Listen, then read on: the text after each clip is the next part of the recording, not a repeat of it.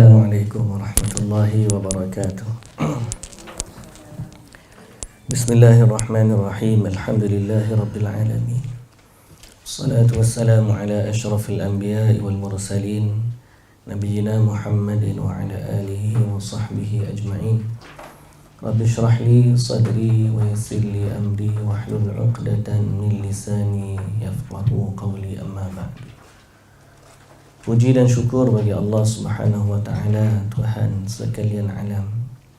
Selawat serta salam atas Nabi junjungan kita, Nabi Muhammad sallallahu alaihi wasallam, juga atas ahli keluarga baginda, para sahabatnya dan para pengikutnya yang setia sehinggalah ke hari kiamat. Alhamdulillah. Syukur pada Allah Subhanahu wa ta'ala kerana pada pagi ini kita dapat bertemu, sambung kelas kita yang sepatutnya semalam, tapi ada rupanya keuzuran dah sikit, tak dapat datang semalam. Hari ini datang jugalah menggagahkan diri walaupun dalam sedikit sibuk, sebab malam ni nak bertolak dah. Malam saya naik esok tu pukul 2 pagi. Jadi malam ni kena dari airport pukul 10, kena ada di airport, flight pukul 2 pagi. Jadi insyaAllah ada 2 bas juga lah. Kita bawa orang je, bukan kita punya. Tak sampai dekat Cahaya Kalbu. Cahaya Kalbu. Jadi insyaAllah lah malam ni saya ke airport, minta doa lah semua. Sama-sama lah kita doa lah insyaAllah. Mudah-mudahan Allah Subhanahu wa ta'ala memberikan kemudahan. Kami juga Ustaz, kami dapat ikut. Sama-sama insyaAllah. Nanti kita plan next trip lah insyaAllah. Jadi sebelum daripada pergi tu sempat kita menyambung siri kuliah kita, insyaAllah masih lagi pada perkara yang pertama, itulah dosa yang paling besar sekali dalam agama kita, iaitulah dosa syirik. Syirik ni menyekutukan Allah Subhanahu wa ta'ala. Dan sebenarnya perkara yang kita baca ni semuanya hadirin dan hadirat yang dirahmati Allah Subhanahu wa ta'ala, sebagaimana kita sebut, sempadan-sempadan bagi Allah Subhanahu wa ta'ala. Dalam satu hadis Nabi sallallahu alaihi wasallam bagi tahu, al-halalu bayyinun wal haramu bayyinun wa bainahuma umurun mushtabihatun la ya'lamuhunna katsirun minan nas. Mungkin kita pernah dengar hadis ni. Nabi sallallahu alaihi wasallam kata, perkara halal tu jelas, perkara haram juga jelas. Antara halal dan haram tu ada di tengah-tengahnya perkara yang samar, yang tidak diketahui oleh kebanyakan orang. Okey. Halal jelas, haram jelas. Tengah-tengah tu ada yang samar. Bukan samar tu tak ada hukum, dia sama ada hukumnya halal ataupun haram. Dua tu je. Cuma kerana ataupun kejahilan sebahagian daripada orang menyebabkan dia tak tahu benda ni boleh ataupun tidak boleh. Kemudian Nabi sallallahu alaihi wasallam sebut, faman ittaqasyubuhat faqad istabra'a li dinihi wa 'irdihi. Siapa yang menjaga diri daripada perkara syubhat, maka dia menjaga dirinya dan agamanya. Istabra'a li dinihi wa 'irdihi, dia menjaga agamanya dan juga maruah dia, tahu dirinya lah kita kata. Faman waqa'a fi syubuhat waqa'a fil haram. Siapa yang duduk senantiasa berada dalam perkara yang syubuhat, maka lama kelamaan dia terjebak dalam perkara haram. Karra'i yar'a hawlal hima, kata Nabi sallallahu alaihi wasallam, seperti pengembala kambing yang meletakkan kambingnya di tepi hima. Hima ni padang ragut milik kerajaan, milik raja. Zaman dulu dia ada padang ragut milik raja yang tidak boleh dimasuki oleh orang. Tapi pengembala ni dia letak kambing dia tepi padang tersebut. Karra'i yar'a hawlal hima yushiku an yarta'a fih. Mula-mula kambing ni duduk pagar ya. Lama kelamaan kambing ni akan masuk dalam padang ragut tersebut. Sedangkan padang tu ada pagar. Kata Nabi SAW, ala inna likulli malikin hima wa inna himallahi maharibu. Kata Nabi SAW, sesungguhnya bagi setiap raja ni ada sempadan dia. Dan sempadan Allah ialah perkara-perkara yang diharamkannya. Jadi Nabi SAW pesan kepada kita, sebagai umat dia, kita mesti kenal sempadan-sempadan Allah, supaya kita ni tidak terjerumus ke dalam perkara yang dilarang oleh Allah Subhanahu wa ta'ala. Atas sebab itulah kita belajar dan kita baca kitab kita ni. Salah satu daripada sebabnya, supaya kita tahu mana yang kita boleh buat dalam agama dan mana yang kita tidak boleh buat dalam agama. Sama seperti kita kata, kita dalam, bukan raja lah, zaman sekarang ni semua orang ada boundaries dia kan. Ada sempadan dia. Parking pun orang kata no parking. Kawasan kediaman pun ada guard yang bagi masuk, tak bagi masuk. Ada kawasan-kawasan tentera, lagilah tak boleh. Kalau pagar istana, lagilah tak boleh. Jadi semua perkara tu, kalau kita sebagai makhluk pun perlu kita jaga sempadan, apatah lagi pada Allah Azza wa Jalla, Tuhan pemilik sekalian alam. Maka kita mesti jaga sempadan ini. Dan perkara yang paling utama ialah soal agama kita. Jangan sampai perkara yang kita langgar tu menyebabkan hilangnya agama. Yang tu paling takut. Pagi tadi saya tengok ada satu video. Saya pun tak tahu kenapa keluar dalam newsfeed saya kat Facebook. Tapi ceritanya seorang ratu cantik. Dia pakai pakaian tu tidaklah kata menutup aurat. Maknanya orang tadi ratu cantik, dia pakai apa? Beige ke apa? Filipina. Dia punya tu dia tulis Filipina. Tapi dalam soal jawab tu orang tanya dia, kalau kamu ni diberi ataupun would you marry someone yang minta you tukar you punya religious? Contoh dia kata, kalau orang minta you tukar religious untuk kahwin, you tukar ke tak tukar? Dia kata, I tak tukar. Pasal apa? The first person I love in my life is my God who created me. Dan aku tak akan kahwin kalau dia tak sayang kepada Tuhan aku. Saya kata, Masya Allah. Betul lah. Saya berkata, hidayah ni kadang-kadang Allah Ta'ala boleh bagi kepada siapa sahaja yang dia kehendaki. Walaupun pada zahirnya kita tengok dia ni tak tutup aurat. Zahirnya dia tak tutup aurat, tapi perkataan dia tu, saya kata, orang ni sangat menjaga agama dia. Sebahagian daripada orang tak sensitif bab agama dia. Dia bukan setakat boleh tukar agama sebab nak kahwin, ataupun dia sekadar nak kerana hiburan semata-mata. Just for fun, dia kata. Sekadar nak seronok-seronok, dia buat sesuatu yang mengeluarkan dia daripada agama dia. Yang ni kita sangat-sangat perlu berlindung dengan Allah Subhanahu wa ta'ala. Sebab tu menjadi satu kewajipan bagi setiap orang beriman kena tahu apa perkara yang mengeluarkan dia daripada agama.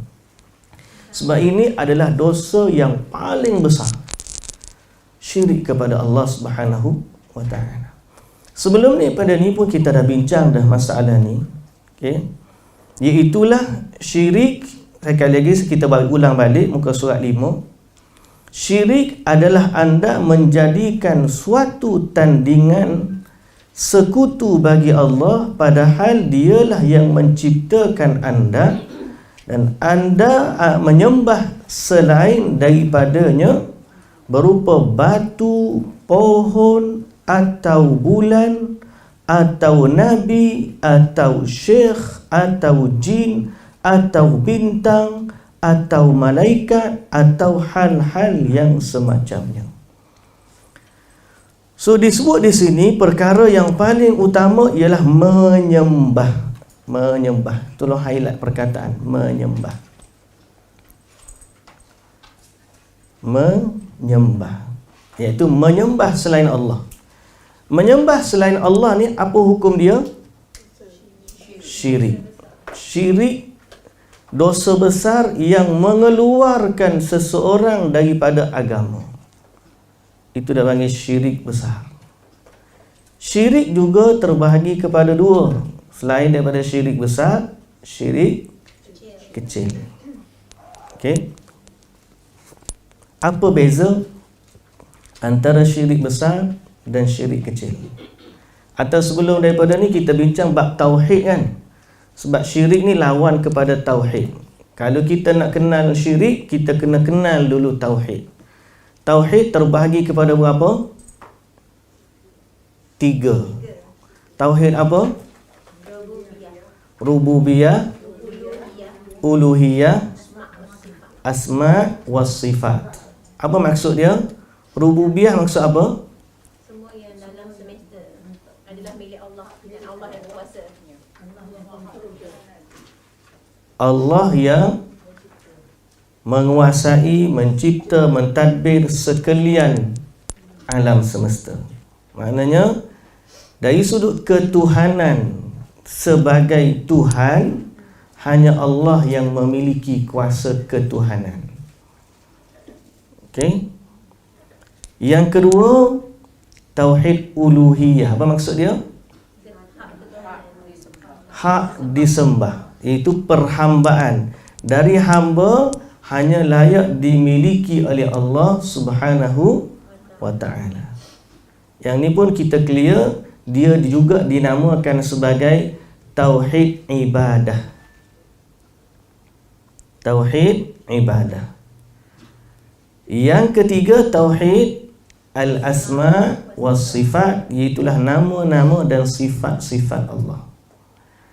So kenapa kita bincang 3 perkara ni, 3 angle ni?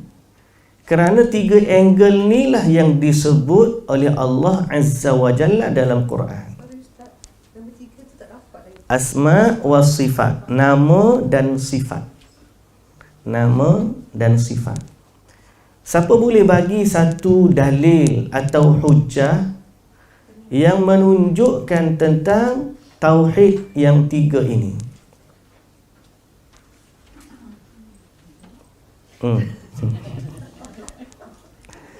Siapa boleh bagi ayat Quran ke, hadis ke, sekurang-kurangnya menjadi indikator kepada dia kenapa dia beriman kepada Allah dengan 3 aspek ini, mentauhidkan Allah dalam 3 perkara ini. Ada sebahagian orang kata siapa bagi tauhid kepada 3, dia sama dengan konsep Trinity dalam Kristian. Kita jawab tidak sama sekali, sebab Trinity itu 3 individu yang berbeza dijadikan satu Tuhan. Tapi 3 tauhid ni, satu Tuhan Allah yang esa, tapi dari 3 sudut ketuhanan. Makna dialah berhak sebagai pencipta dan penguasa, dialah juga yang berhak sebagai yang disembah semata-mata, dan dialah juga yang memiliki nama-nama dan sifat-sifat yang maha sempurna dan tidak ada yang memilikinya selain daripada dia. Ada 3 aspek, 3 angle ni. Siapa boleh bagi satu ayat Quran ataupun dalil untuk kita justify kita punya keyakinan?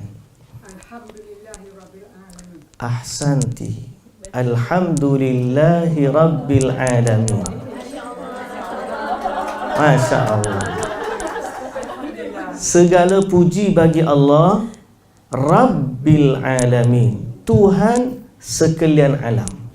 Kalimah Rabb di sini menunjukkan dialah Tuhan dan dialah Tuan. Jadi Allah memperkenalkan dirinya sebagai Tuhan yang memiliki sekalian alam. Okey? Bagus. Yang kedua, tauhid uluhiyah. Siapa boleh bagi ayat Quran? Tak jauh daripada ayat tadi sebenarnya. Iyyaka na'budu wa iyyaka nasta'in. Hanya kepadamu ya Allah kami menyembah, dan hanya kepadamu ya Allah kami mohon pertolongan. Dalam ayat ini Allah Ta'ala telah menyatakan kepada kita, mengajarkan kepada kita satu ikrar bahawa kita tidak akan menyembah selain dari Allah. So ni duduk dalam kategori tauhid mana? Uluhiyah. Okay? Ayat ni menyatakan bahawa kita hanya menyembah Allah sahaja, dan kita tidak akan menyembah selain dari Allah.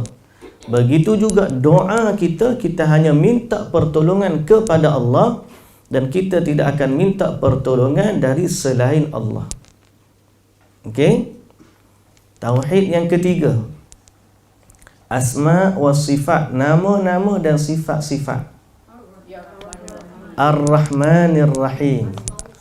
Asmaul Husna semua sekali, tapi dalam ayat Quran ni kita boleh ambil sebagai dalil dia ialah Ar-Rahman Ar-Rahim. Maknanya Allah memiliki nama dan Allah memiliki sifat.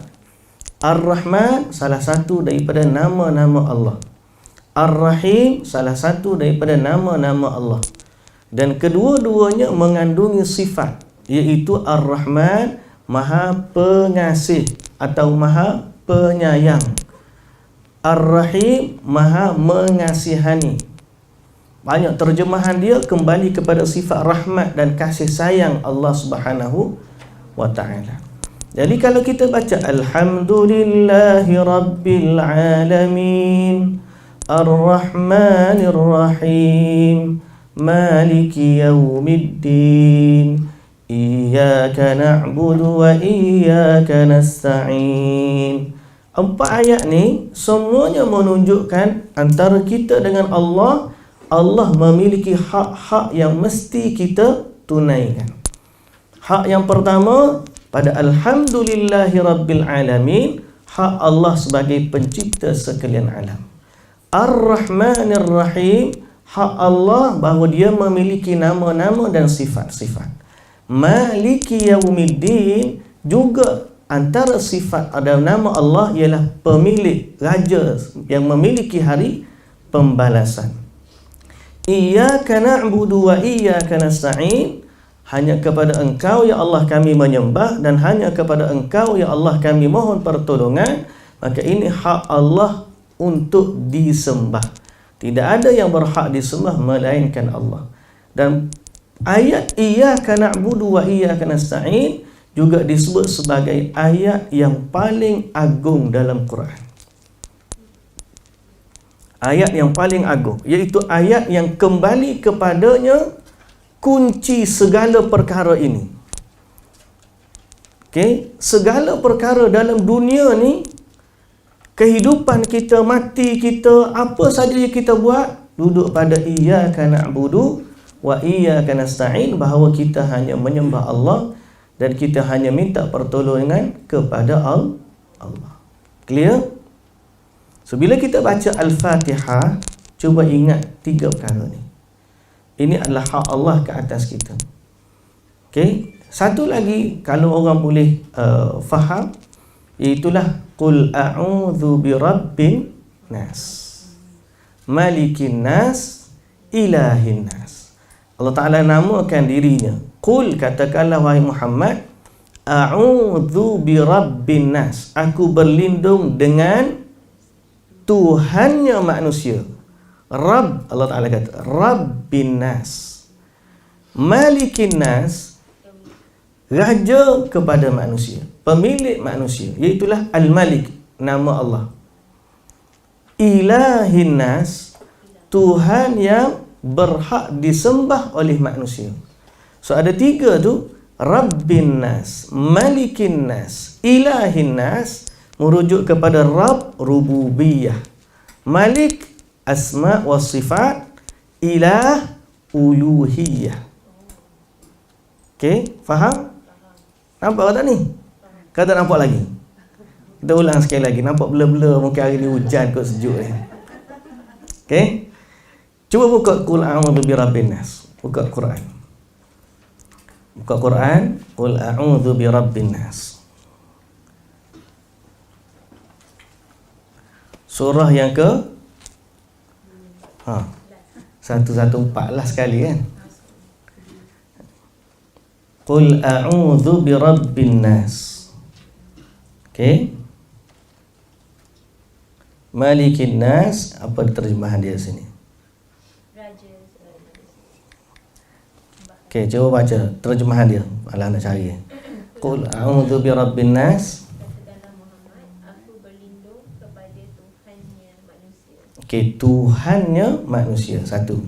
Malikin nas, Raja manusia. raja manusia. Raja tu nama dia. Okey. Ilahin nas, sembahan manusia. Terjemahan dia tu elok, membezakan antara tiga tu. Tuhan, raja dan sembahan. Tuhan tu hak ketuhanan, pencipta, penguasa, pentadbir, yang menghidupkan, yang mematikan, yang memberi rezeki, yang memberi sakit, yang memberikan manfaat, yang memberikan mudarat.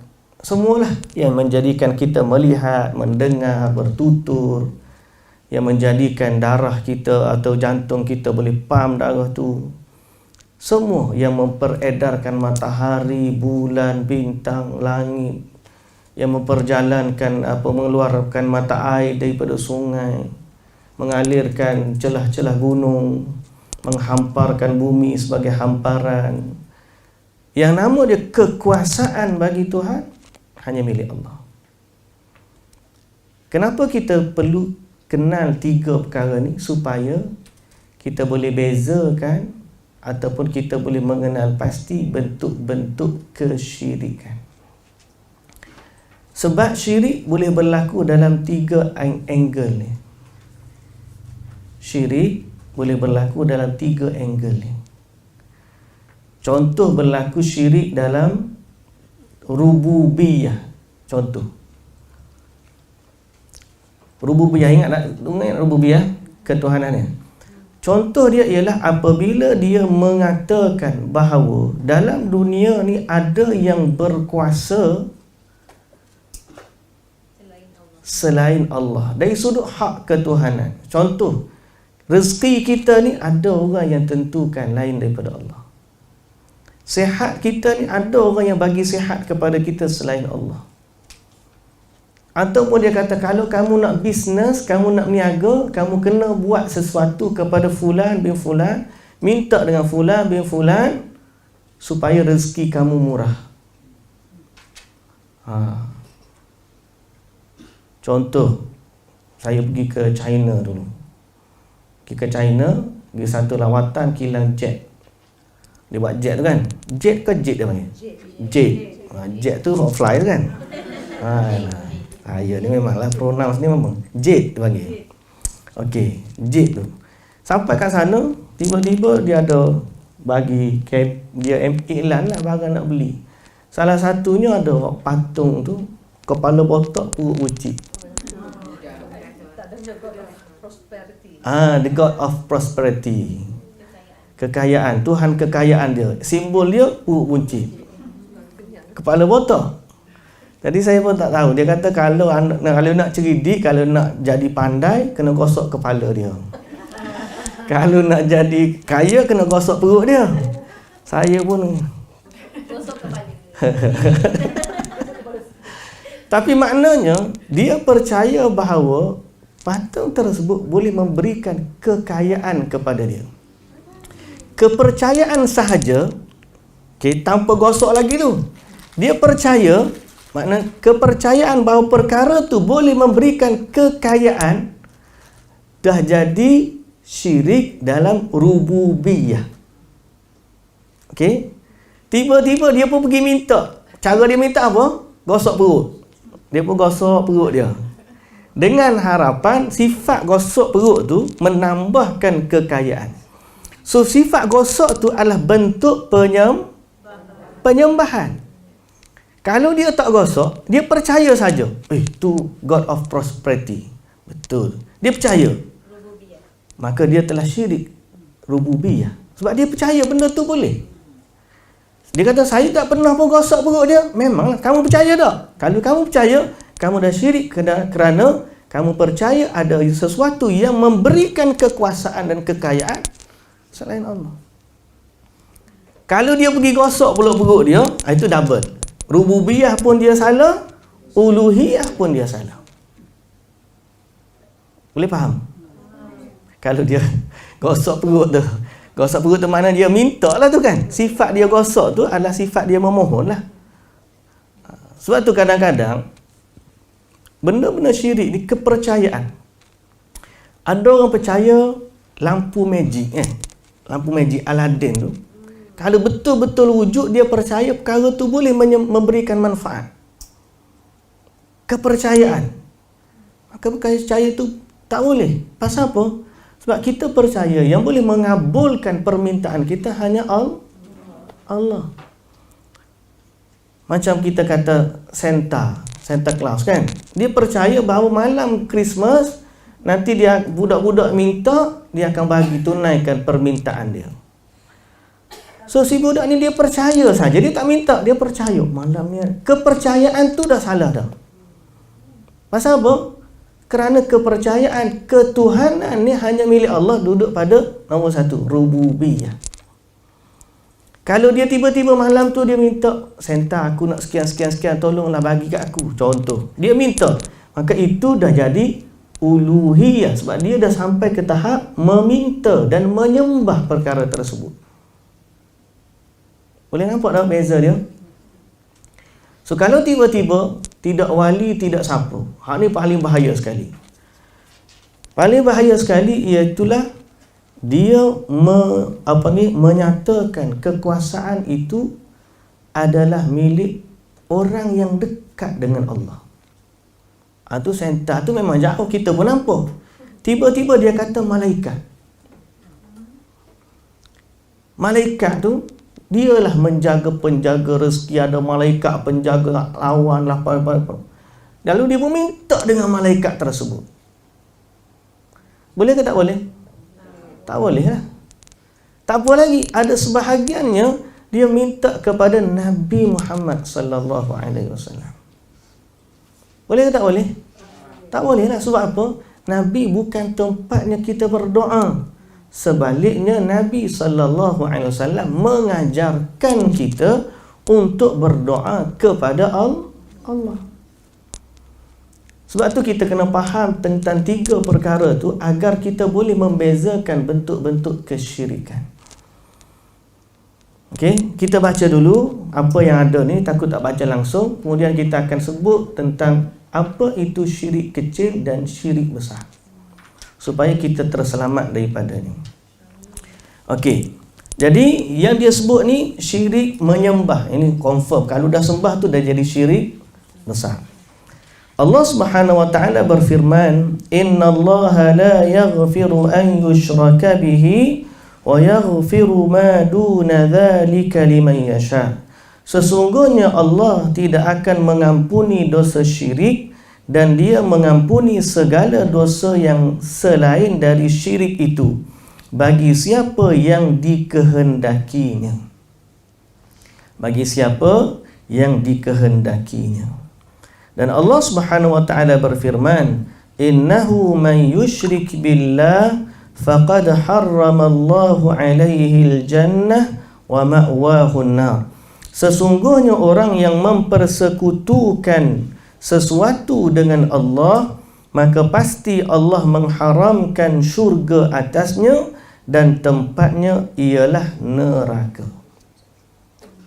Tempatnya adalah neraka. Dan Allah Subhanahu wa taala juga berfirman, "Innasyirka la zulmun azim." Sesungguhnya syirik itu kezaliman yang besar. Kezaliman yang besar. Dan ayat-ayat mengenai dosa besar ini sangatlah banyak.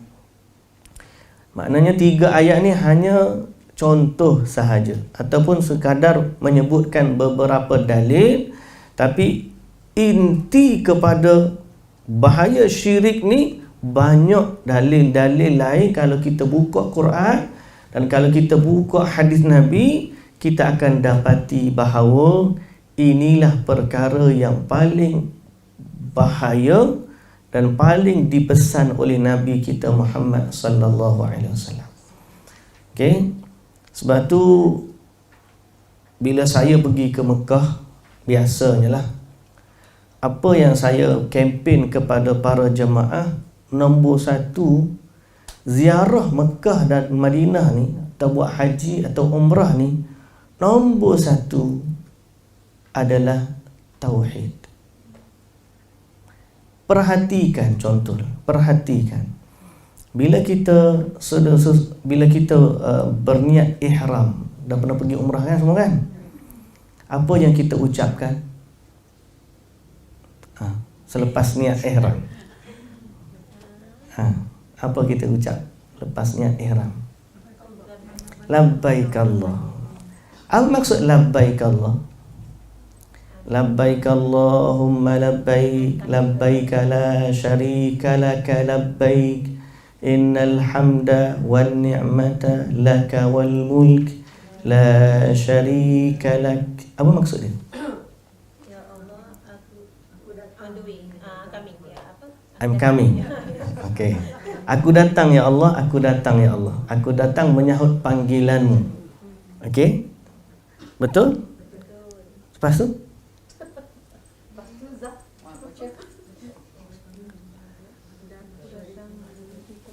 Okay. Aku datang memenuhi panggilanmu. Okay? So, lepas datang memenuhi panggilan Allah, Panggilan menyahut panggilanmu. okay? Tuhan yang tiada sekutu bagimu. Tuhan yang tiada sekutu bagimu. Hamba-Mu datang. La syarika lak. Labbaik Allahumma labbaik, labbaik la syarika lak labbaik. Aku sahut seruanmu ya Allah yang tidak ada sekutu bagimu. Innal hamda wan ni'mata laka wal mulk. Maksud dia apa? Hamba Tuhan yang tiada sekutu bagimu. Hamba-Mu datang menyahut panggilanmu. Sungguhnya segala puji dan nikmat dan kerajaan adalah kepunyaan-Mu. Segala puji Dan tiada sekutu bagimu. innal hamda wan ni'mata, segala nikmat, laka wal mulk, dan segala kerajaan dan kekuasaan hanya milikmu ya Allah. So kita pergi ke Mekah ni sebenarnya kita pergi menghadap penguasa sekalian alam. That's the point. Bukan lagi tengok Kaabah. Kaabah tu salah satu daripada tanda-tanda kebesaran Allah. Okay? Seolah-olah siapa kita pergi ke istana, kita tengok, wow, besarnya istana dia. Lepas tu kita tengok, oh, besarnya apa tu? Cokma, dia panggil cokma dia kan. Cokma, apa lagi ada tanda-tanda, benda-benda kebesaran. Tapi sampai setepat kita hanya terpegun melihat tanda-tanda kebesaran, tapi kita tak tunduk pun kepada sang raja. Ada makna? Tak ada. Orang pergi ke Mekah bukan nak tengok, wow, hebatnya bangunan dia. Wow, hebatnya. Umar Al-Khattab radhiyallahu anhu, bila dia nak kucup Hajar Aswad, tahu kucup Hajar Aswad ni sunnah. Orang sampai bertolak-tolak ni, bayar lagi. Adik saya dia kata malaikat tolong dia. Habis dia lepas cium, malaikat tu minta duit kan dia. Mula-mula kena, malaikat lah tolong aku. Tiba-tiba jalan tu buka depan dia kata. Rupanya ada yang sekat. Habis-habis dia dapat cium, dia minta 400 rial. Malaikat minta duit. Kena hati-hati. Tapi nak sebut, kenapa orang pakat nak cium? Konon Hajar Aswad tu adalah batu yang dulunya putih. Kemudian bila orang cium, maka jadi hitam kerana dia dosa-dosa manusia, dosa-dosa manusia diampunkan oleh Allah Subhanahu Wa Taala. Kononnya seolah-olah batu tu yang memberikan keampunan. Yelah, betul. Yang mengampunkan siapa? Allah.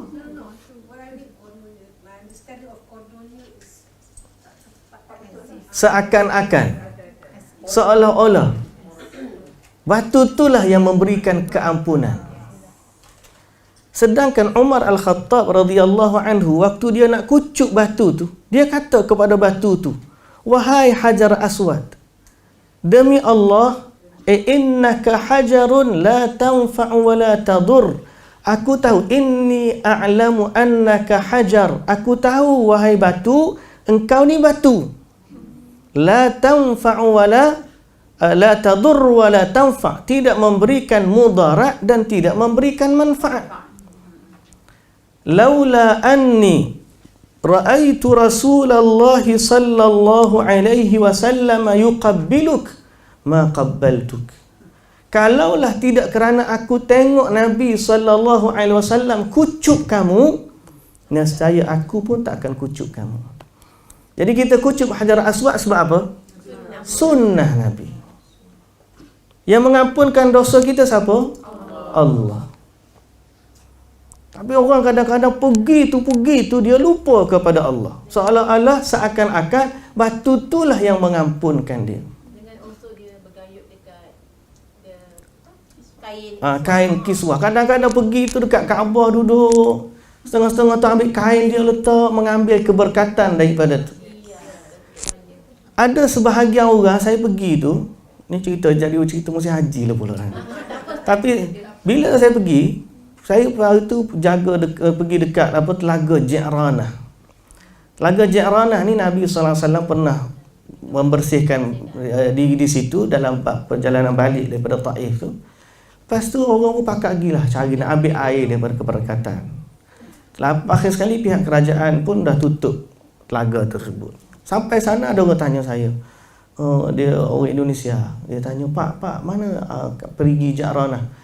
Saya kata, nak buat apa pergi Ji'ranah? Nak pergi ambil air dia nak minum. Orang kata air dia ni berkat lah macam-macam.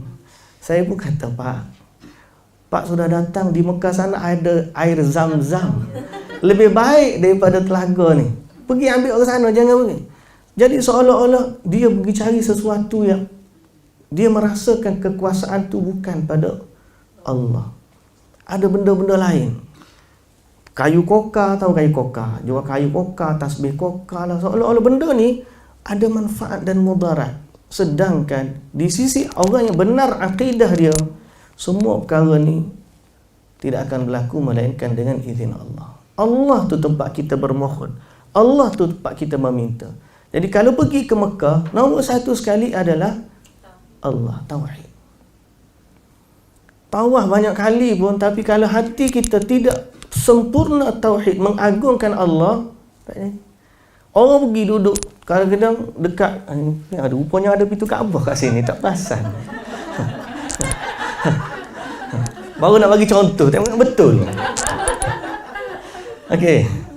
Tepi pintu Kaabah tu ada makam Ibrahim.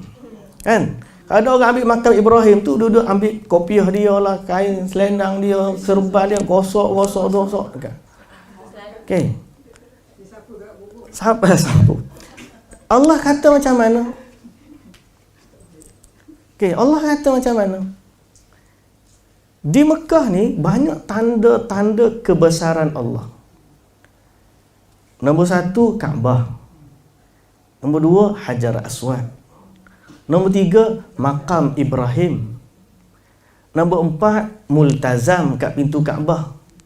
Nombor lima, Zam-Zam. Nombor enam, Safa dan Marwah. Inna Safa wal Marwata min sya'airillah. Allah Ta'ala kata Safa dan Marwah tu termasuk dari syiar-syiar Allah. Kemudian tanah haram tu sendiri. Kemudian luas sikit pada tanah haram ada padang Arafah kalau musim haji. Kemudian ada 3 jamrah tu di Mina tu. Kan? Sughra, Wusta, Kubra yang Allah letak 7 biji.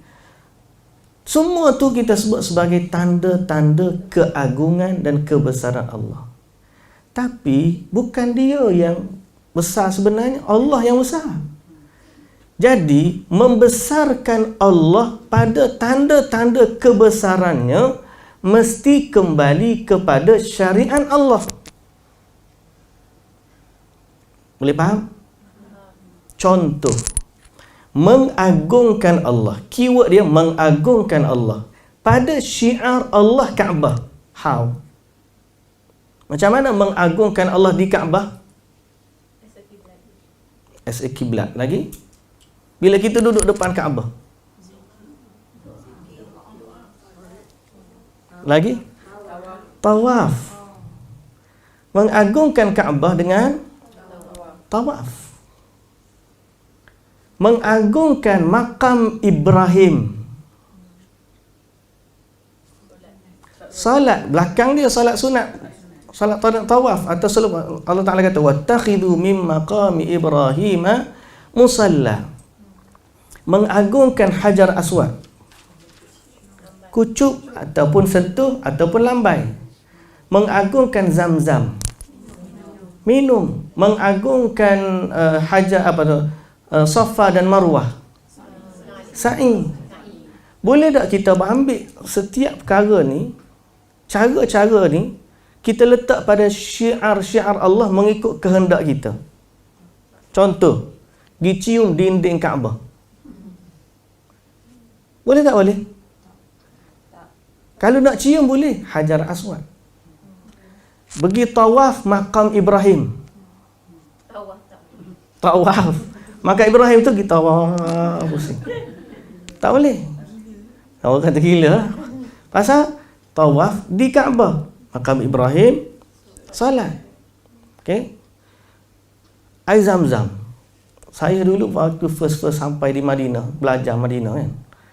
Itulah first time sampai di Madinah, first time buat umrah, first time masa tu budak lagi lah. Sebab kita sambung belajar sana. Sebegitu umur saya dalam 19 tahun. Masa tu. Sampai sana, orang panggil apa? Teruja lah. Sampai di Madinah pula boleh ambil air Zamzam banyak. Kita duduk kat kampung dulu minum air gelas kecil je. Kan? Orang ni tegak tu dah habis, cukup lah. Sampai sana boleh ambil bertong-tong. Walaupun duduk Madinah, tapi pihak Arab Saudi dia bawa dengan lori-lori dia, letak air Zamzam di Madinah. Lepas tu dia ada satu kaunter tu, kita boleh bawa tong, kita isi, bawa balik. Bawa balik ke hostel, sekali bawa balik dekat 20 liter. Esok boleh ambil lagi 20 liter. Banyak. Punyalah semangat masa tu, tiba-tiba kita masak nasi pun guna air Zamzam. Rasa air lah. Lama sekali kita kata, akhir sekali kita belajar. Bukan begitu caranya mengagungkan syiar Allah. Jangan kena air Zamzam. Sekarang ni orang buat produk kecantikan pun letak air Zamzam. Ada. Letak lotion tu ada air Zamzam. Lotion ni ada air Zamzam. Nah, dia orang claim lah, tapi tak tahulah letak setitik untuk satu, banyak mana tak tahulah. Kan? Soalnya, apakah itu cara kita mengambil berkat daripada air Zamzam? Ada bukti? Ada dah. Komposisi aqua Zamzam. Oh, masya-Allah. Mari kita tolak iklan dekat ni online. Patutlah. Okey. Maknanya apa? Jangan gitu. Kalau dia letak pun kita kata kita dapat keberkatan air Zamzam dengan air Zamzam untuk dia diminum. Nabi SAW kata, Ma'uz Zamzam lima syuribalah. Air Zamzam ni untuk apa dia diminum? Kita nak sihat, kita nak sembuh penyakit, kita minum air Zamzam, kita niat benar kata. Jadi syiar-syiar ini mesti ikut syariat Allah. Jangan mengikut kita. So maknanya Ustaz, macam dulu masa saya pergi datang haji ke orang Taiwan, kawan saya dia tak tahu sakit, dia mandi. Maknanya tak boleh. Mandi sebahagian daripada ulama membenarkan di situ. Ambil keberkatan daripada itu. Tapi untuk letak dalam produk saya rasa bukan cara dia yang disyariatkan. Tak adalah kata bukan produk. First place saya dulu pun masak guna tu. Konon-konon bila masak dengan air Zamzam ni, nasi kita tu jadi power lah sikit kot. Kenyang lebih. Tapi akhirnya saya pun nak masak nasi guna air biasa je lah. Nak minum air Zamzam. Sebab apa? Sebab kita nak mengikut syariat. Bukan kita nak mengubah atau modifikasi syariat. So kembali kepada isu paling utama ialah kita dengan Allah ni adalah taat, patuh, menyembah dia. Okey? Jangan taat, patuh atau menyembah sesuatu pun selain daripada Allah. Kerana menyembah sesuatu selain daripada Allah hukumnya syirik. Okey. Kerana itu, barang siapa yang menyekutukan Allah, kemudian dia mati dalam keadaan sebagai seorang musyrik. Apa maksud musyrik? Orang yang mempersekutukan Allah lah. Pelaku syirik dipanggil musyrik. Pelaku syirik. Musyrik tu makna pelaku syirik. Orang yang berbuat syirik. Maka dia termasuk penduduk neraka secara qat'i, yakni tidak boleh dibantah lagi. Qat'i iaitu tidak boleh dibantah. Sebagaimana halnya orang yang beriman kepada Allah lalu mati dalam keadaan sebagai seorang mukmin, maka dia termasuk penduduk syurga. Sekalipun dia mungkin akan terlebih dahulu diazab di neraka kerana dosa-dosa selain syirik yang pernah dilakukannya. So, bahaya syirik ni ialah mengeluarkan seseorang daripada agama dan menyebabkan seseorang itu kekal di dalam neraka buat selama-lamanya. Ustaz, kalau orang kata kalau dia minta ampun sebelum dia meninggal, Okey. Kalau dia minta ampun sebelum daripada dia mati, bertaubat daripada kesyirikan, insya-Allah dia diampunkan dosanya, kerana yang Allah maksudkan tidak ampunkan ini iaitulah siapa yang bawa dosa syirik tu bertemu dengan Allah di akhirat. Okey. maknanya sama ada syirik dengan dosa-dosa besar yang lain. Kalau minta ampun Di dunia selamat. Kalau di akhirat dosa lain, dosa besar setelah dibakar ataupun diberi syafaat boleh diampun. Tapi syirik tidak boleh diberi syafaat sedikit pun. Dosa lain boleh diampunkan. Kalau contohnya orang tu dia tak minta taubat di dunia, tapi dia berhak menerima syafaat. Ustaz, this is what yang understanding orang sekarang. Okay. Ustaz, dia jahil sekarang, tapi dia beriman, tapi dia jahil. At the end of the day, dia masuk neraka, tapi nanti masuk syurga. So itu understanding dia. Okay. Alhamdulillah, because I once berfikiran begitu juga. So, Alhamdulillah, I tak nak dah ingat macam tu lagi. So I feel sad now, Dia berfikiran bahawa tak apa kalau dia buat jahat. In the end masuk syurga juga, sebab we're still Muslim. Okay, that's right, betul. betul lah tu. Betul lah. Tapi it's not right to think like that lah kan. Kita jangan fikiran, oh tak apalah masuk neraka kejap. Jangan pernah mengimpikan, jangan pernah merelakan dia. Kita berbalik kepada soalan, mungkin ada yang tak dengar. Syirik mengeluarkan seseorang daripada agama dan menyebabkan seorang itu kekal di dalam neraka seandainya dia mati dalam keadaan syirik. Tapi kalau dia sempat bertaubat sebelum daripada pintu taubatnya tertutup. Pintu taubat tertutup dengan dua keadaan. Satu, tertutup bila ditiupnya sangkakala. Bila terbitnya matahari dari ufuk barat. Terbit daripada ufuk barat, maka di saat itu siapa lagi nak taubat sudah tidak boleh lagi.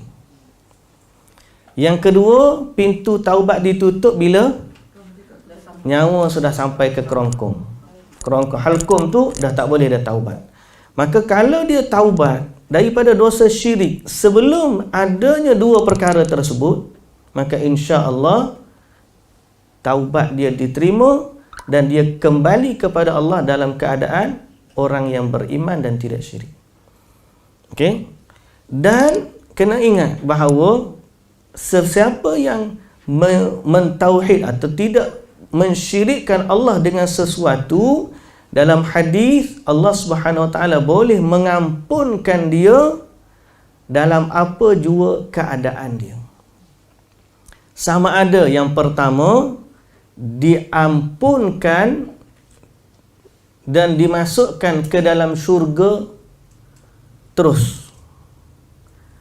Yang kedua, dimasukkan ke dalam neraka, kemudian diampunkan, lalu dikeluarkan daripada neraka dan masuk syurga. Dalam dua-dua keadaan, dia mendapat manfaat daripada tauhid dia. Okey. Kalaupun dia tak taubat di dunia, tapi dia masih boleh menerima syafaat. Sebab Abu Hurairah radhiyallahu anhu pernah tanya Nabi sallallahu alaihi wasallam, man as'adun nasi bi syafa'atika yaumal qiyamah. Ya Rasulullah, siapakah manusia yang paling bahagia dengan syafaatmu di hari akhirat? Kata Nabi sallallahu alaihi wasallam, as'adun nas bi syafa'ati yaumal qiyamah man qala la ilaha illallah mukhlisan min qalbihi, atau kama qala Nabi sallallahu alaihi wasallam. Orang yang paling bahagia dengan syafaatku di hari akhirat ialah orang yang berkata la ilaha illallah dengan ikhlas dari hatinya. Bererti siapa-siapa saja yang ada la ilaha illallah, dia berhak mendapat syafaat. Setelah daripada Allah izin kepada Nabi, dan setelah Allah redha dia menerima syafaat, maka dia boleh menerima syafaat. Jadi, kalau orang berfikiran, tak apalah selama dia beriman kepada Allah, dia buat jahat nanti, dia masuk neraka pun, akhirnya dia masuk syurga juga. Itu kefahaman yang benar. Cumanya, kita yang tahu tentang azab neraka, jangan pernah merelakan. Jangan kata, ya Allah, masukkanlah aku dalam neraka sekejap, lepas tu aku masuk syurga. Jangan kata macam tu. Besar mana pun dosa yang kita ada, jangan pernah bercita-cita untuk masuk neraka. Dan jangan pernah rela untuk dimasukkan ke dalam neraka. Sebab satu saat di neraka menghilangkan segala nikmat yang pernah ada. Segala. Dalam hadis Nabi sallallahu alaihi wasallam sebut, orang yang paling bahagia dalam dunia, kaya duk dia, mewah duk dia, kesenangan duk dia, bila dia masuk dalam neraka satu celupan, maknanya sekejap saja, bila Allah Ta'ala tanya, pernah tak kamu dapat nikmat sebelum ni? Dia kata, aku tak pernah merasakan nikmat sedikit pun. Hanya sekadar satu celupan di dalam neraka. Jadi kita ni banyak mana pun dosa, kita kena senantiasa harap keampunan Allah. Dan keampunan Allah boleh diampunkan dengan la ilaha illallah. Besar mana pun kesalahan, kalau ada la ilaha illallah, kalimah la ilaha illallah itu lebih besar daripada segala-galanya. Walaupun kita beriktikad, kita yakin bahawa orang yang ada dosa akan dihukum, kita juga ada iktikad bahawa orang yang memiliki dosa boleh diampunkan. Dan keampunan Allah tidak bersyarat.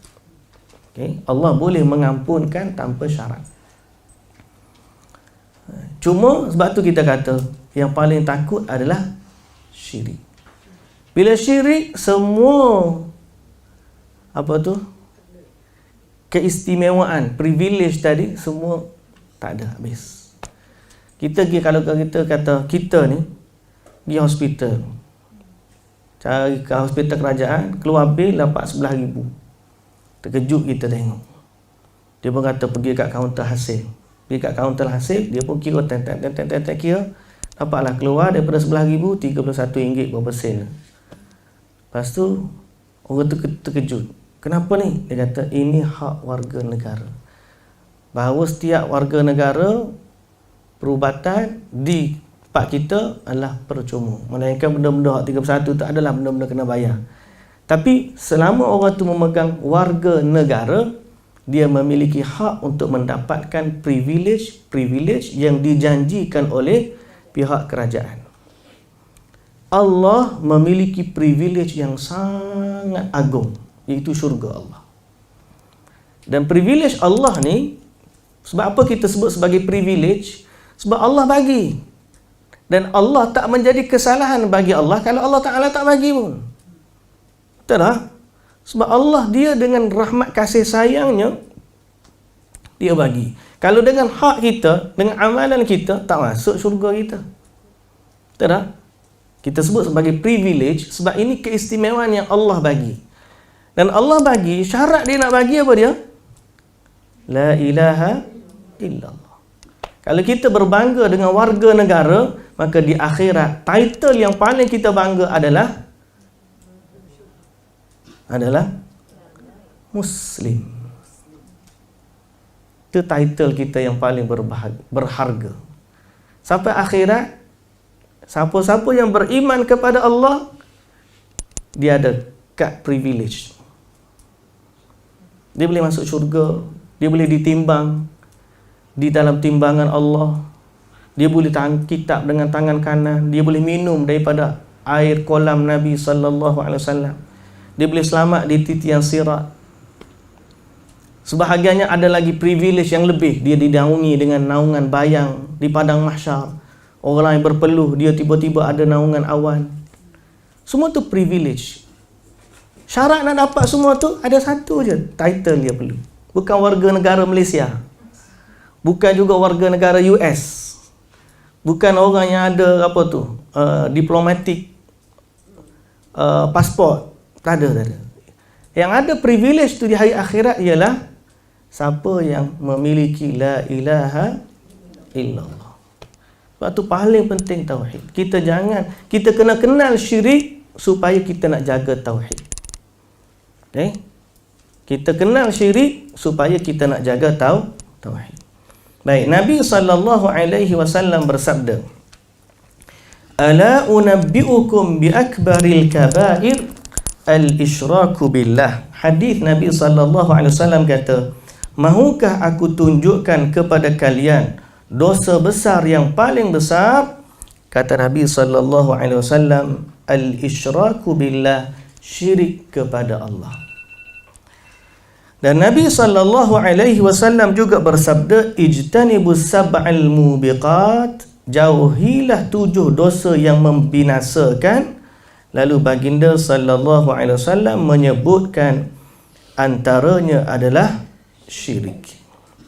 Dan Nabi SAW juga bersabda, man baddala dinahu faqtuluhu, siapa yang mengganti agamanya, yakni murtad, hukumnya bunuhlah dia. Okey, hukumnya bunuhlah dia. Ini kerana besarnya kesalahan dosa syirik tu sehingga hukuman dalam agama adalah hukuman bunuh. Allah tak rugi pun sebenarnya. Bukanlah hukuman ni siapa yang murtad jadi Allah akan seronok, suka, untung andai dia ni mati. Tak. Allah Ta'ala boleh saja mematikan seseorang tanpa dihukum. Betul tak? Kerana yang menghidupkan dan mematikan tu adalah Allah. Tapi nak memberi ketakutan dan nak menggambarkan betapa besarnya dosa syirik ni, sehingga dalam undang-undang syariat, siapa yang tukar agama boleh dibunuh. Sah. Tapi setelah daripada diminta taubat lah. Kita dah sebut dah beberapa proses dia sebelum daripada ni. Baik. Tadi saya sebut antara faqih atau kefaqihan kita dalam bab syirik ni ialah kita tahu membezakan mana syirik besar dan mana syirik kecil. Syirik besar ialah syirik yang mengeluarkan seseorang daripada agama dan menjadikan hukumnya kekal di dalam neraka. Buatnya bunyi dia. Baik. Syirik besar.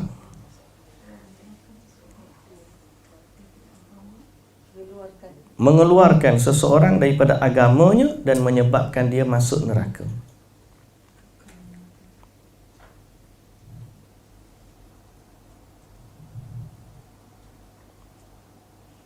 Okey.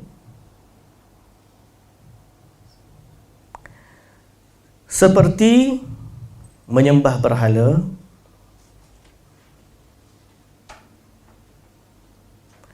menyembah kuburan,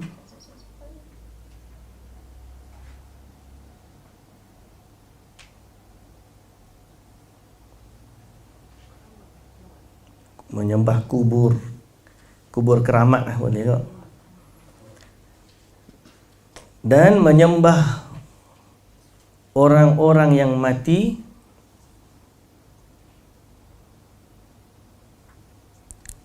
atau makhluk gaib.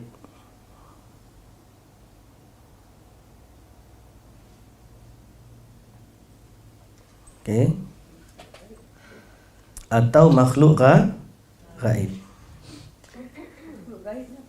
Makhluk gaib tu jin.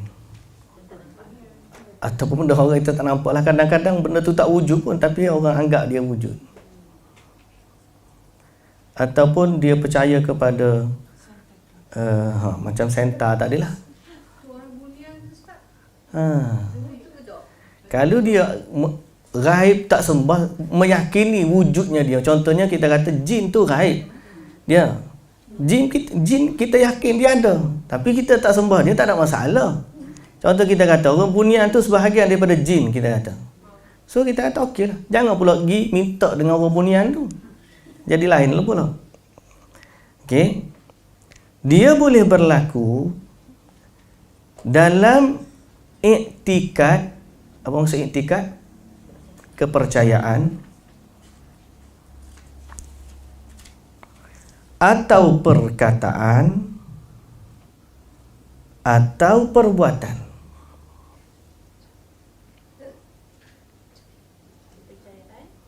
Perbuatan atau perkataan atau perbuatan. Dia tu maksudnya Syirik. Ia boleh berlaku dalam kepercayaan atau perkataan atau perbuatan. Okey, contoh kepercayaan macam mana? percaya amulet, amulet yang rantai Feng Shui. Kepercayaan sesuatu boleh memberikan rezeki selain daripada Allah. Seperti dia kecil. nanti kita sebut syirik besar, beza syirik besar dengan syirik kecil lepas ni. Okey. Kepercayaan apa Ustaz? Yang boleh beri rezeki selain daripada Allah. Oh, betul.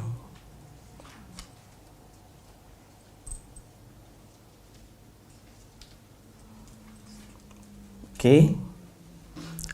Atau kepercayaan rezeki Allah tu sesiapa tu luas lah. Boleh jadi berhala, boleh jadi apa semua. Tapi dia meyakini boleh memberi rezeki selain daripada Allah. Perkataan, contoh dia minta berlindung dengan selain Allah, minta doa untuk nenek kat kubur, masuk hutan. Okey, minta sesuatu. Wahai tok nenek macam ni gini macam lah. Atau perbuatan. Ustaz, Ustaz ni lah kata macam adalah arwah. Dia kata kita ada tok nenek, kalau nak buat apa kenduri pun kena buat apa tu pulut kuning. Tapi bukan kata tok nenek termakan, aku balik makan. Dia kata macam tu lah. Tapi saja dia kata buat macam tu, boleh ke? Ayat saja tu bahayanya. Kalau sebab dia ada kepercayaan. Kalau tidak, takkan dia buat kan? Dia kata saja je buat enam kapur saja je. Betul ke? Dia kata tak lah saja je. Tapi aku juga makan balik. Pulut tu dia kata saja. Tok nenek kata memang tak tahu Allah. Bahaya kan? Halus sangat tu.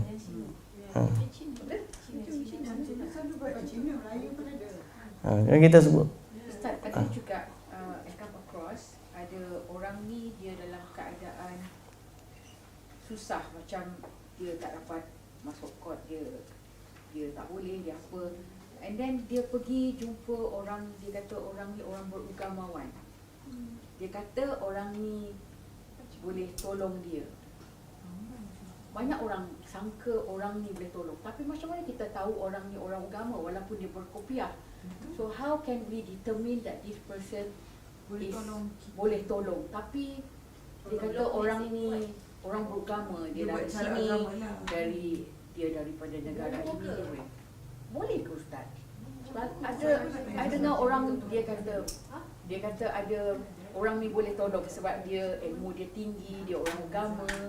Tapi macam mana kita, because saya tak pernah dengar nama dia lah. Mungkin ada. Okey, dalam bab contoh menolong, tolong, istilah tolong tu dia masuk dalam bab syafaat. Syafaat ataupun memberi pertolongan dalam sesuatu yang dalam kemampuan dia. Contohnya, kita ada kuasa, orang minta tolong kita, dengan kekuasaan yang kita ada, kita boleh bantu dia. Contoh, dia nak minta masuk universiti. Tak kira YB kan. Kita ambil contoh, YB minta apa? Projek contohnya. Dia minta dengan YB tu projek. Dia pergi kat rumah YB tolong saya ni dapat projek ni. YB pun tolonglah dia. Dalam kemampuan dia ke? Boleh? Kan? Kalau dia pergi kepada kemampuan ustaz tadi, tok guru tadi, kemampuan dia doa. Ustaz, tolong doakan saya supaya dapat. Dalam kemampuan dia tak? Kemampuan dia. Boleh. Kalau dia maksudkan tolong tu, tolong mendoakan, boleh. Tapi kalau tiba-tiba dia iktikad bahawa tolong di sini, dialah, orang itulah yang menganugerahkan dia projek tersebut, maka itu bukan kemampuan dia dah. Okey, itu bukan kemampuan dia. Atau dia sebut ada gambar tok guru dia, malam-malam dia doa, wahai tok guru, kurniakanlah kepada aku projek sekian. Dalam kemampuan dia ke tak? Tak ada, kan?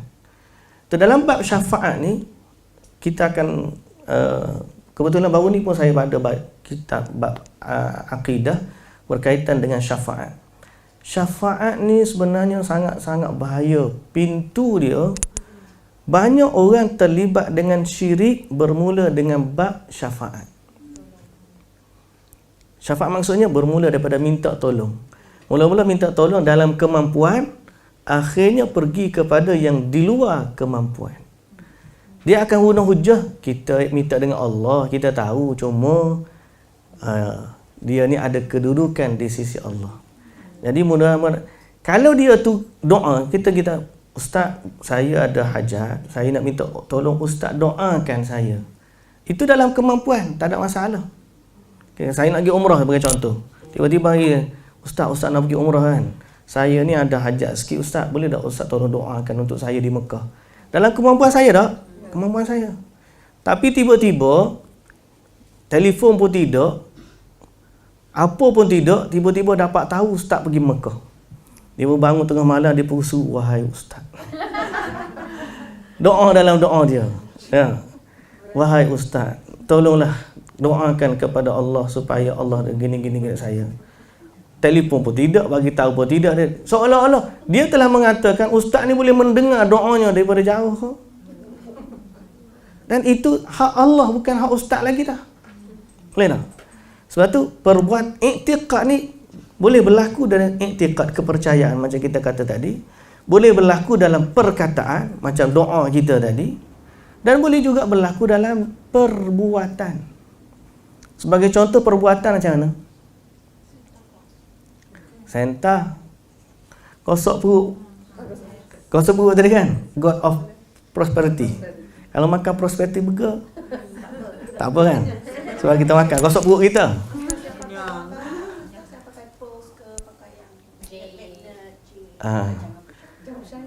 Jangan percaya. Ada banyak juga yang orang pakai tu Ustaz, the evil eye. Dia macam ada batu evil macam mata tu daripada Turki. Dia orang letak dekat rumah lah, dia pakai, dan dia kata boleh Word of evil. Macam ain.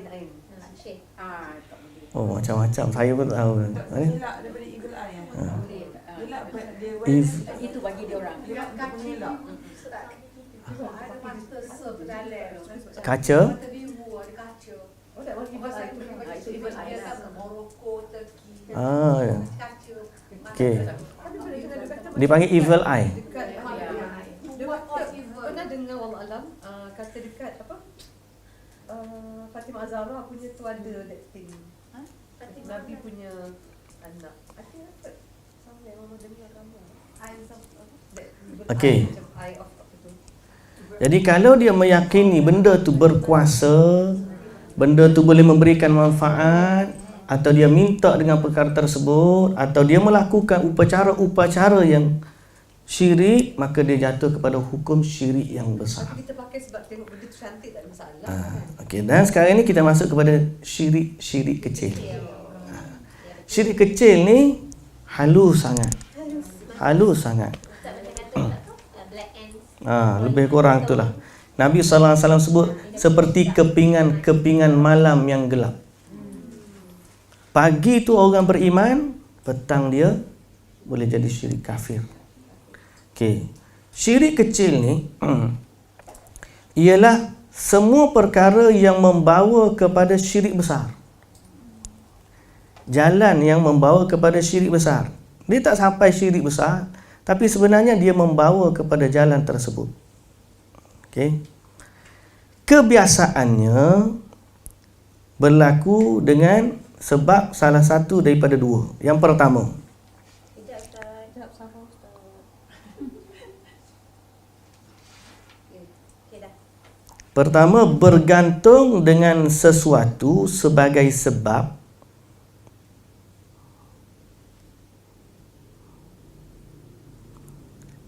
yang tidak diizinkan oleh Allah secara syar'i, secara syarak ataupun secara hukum.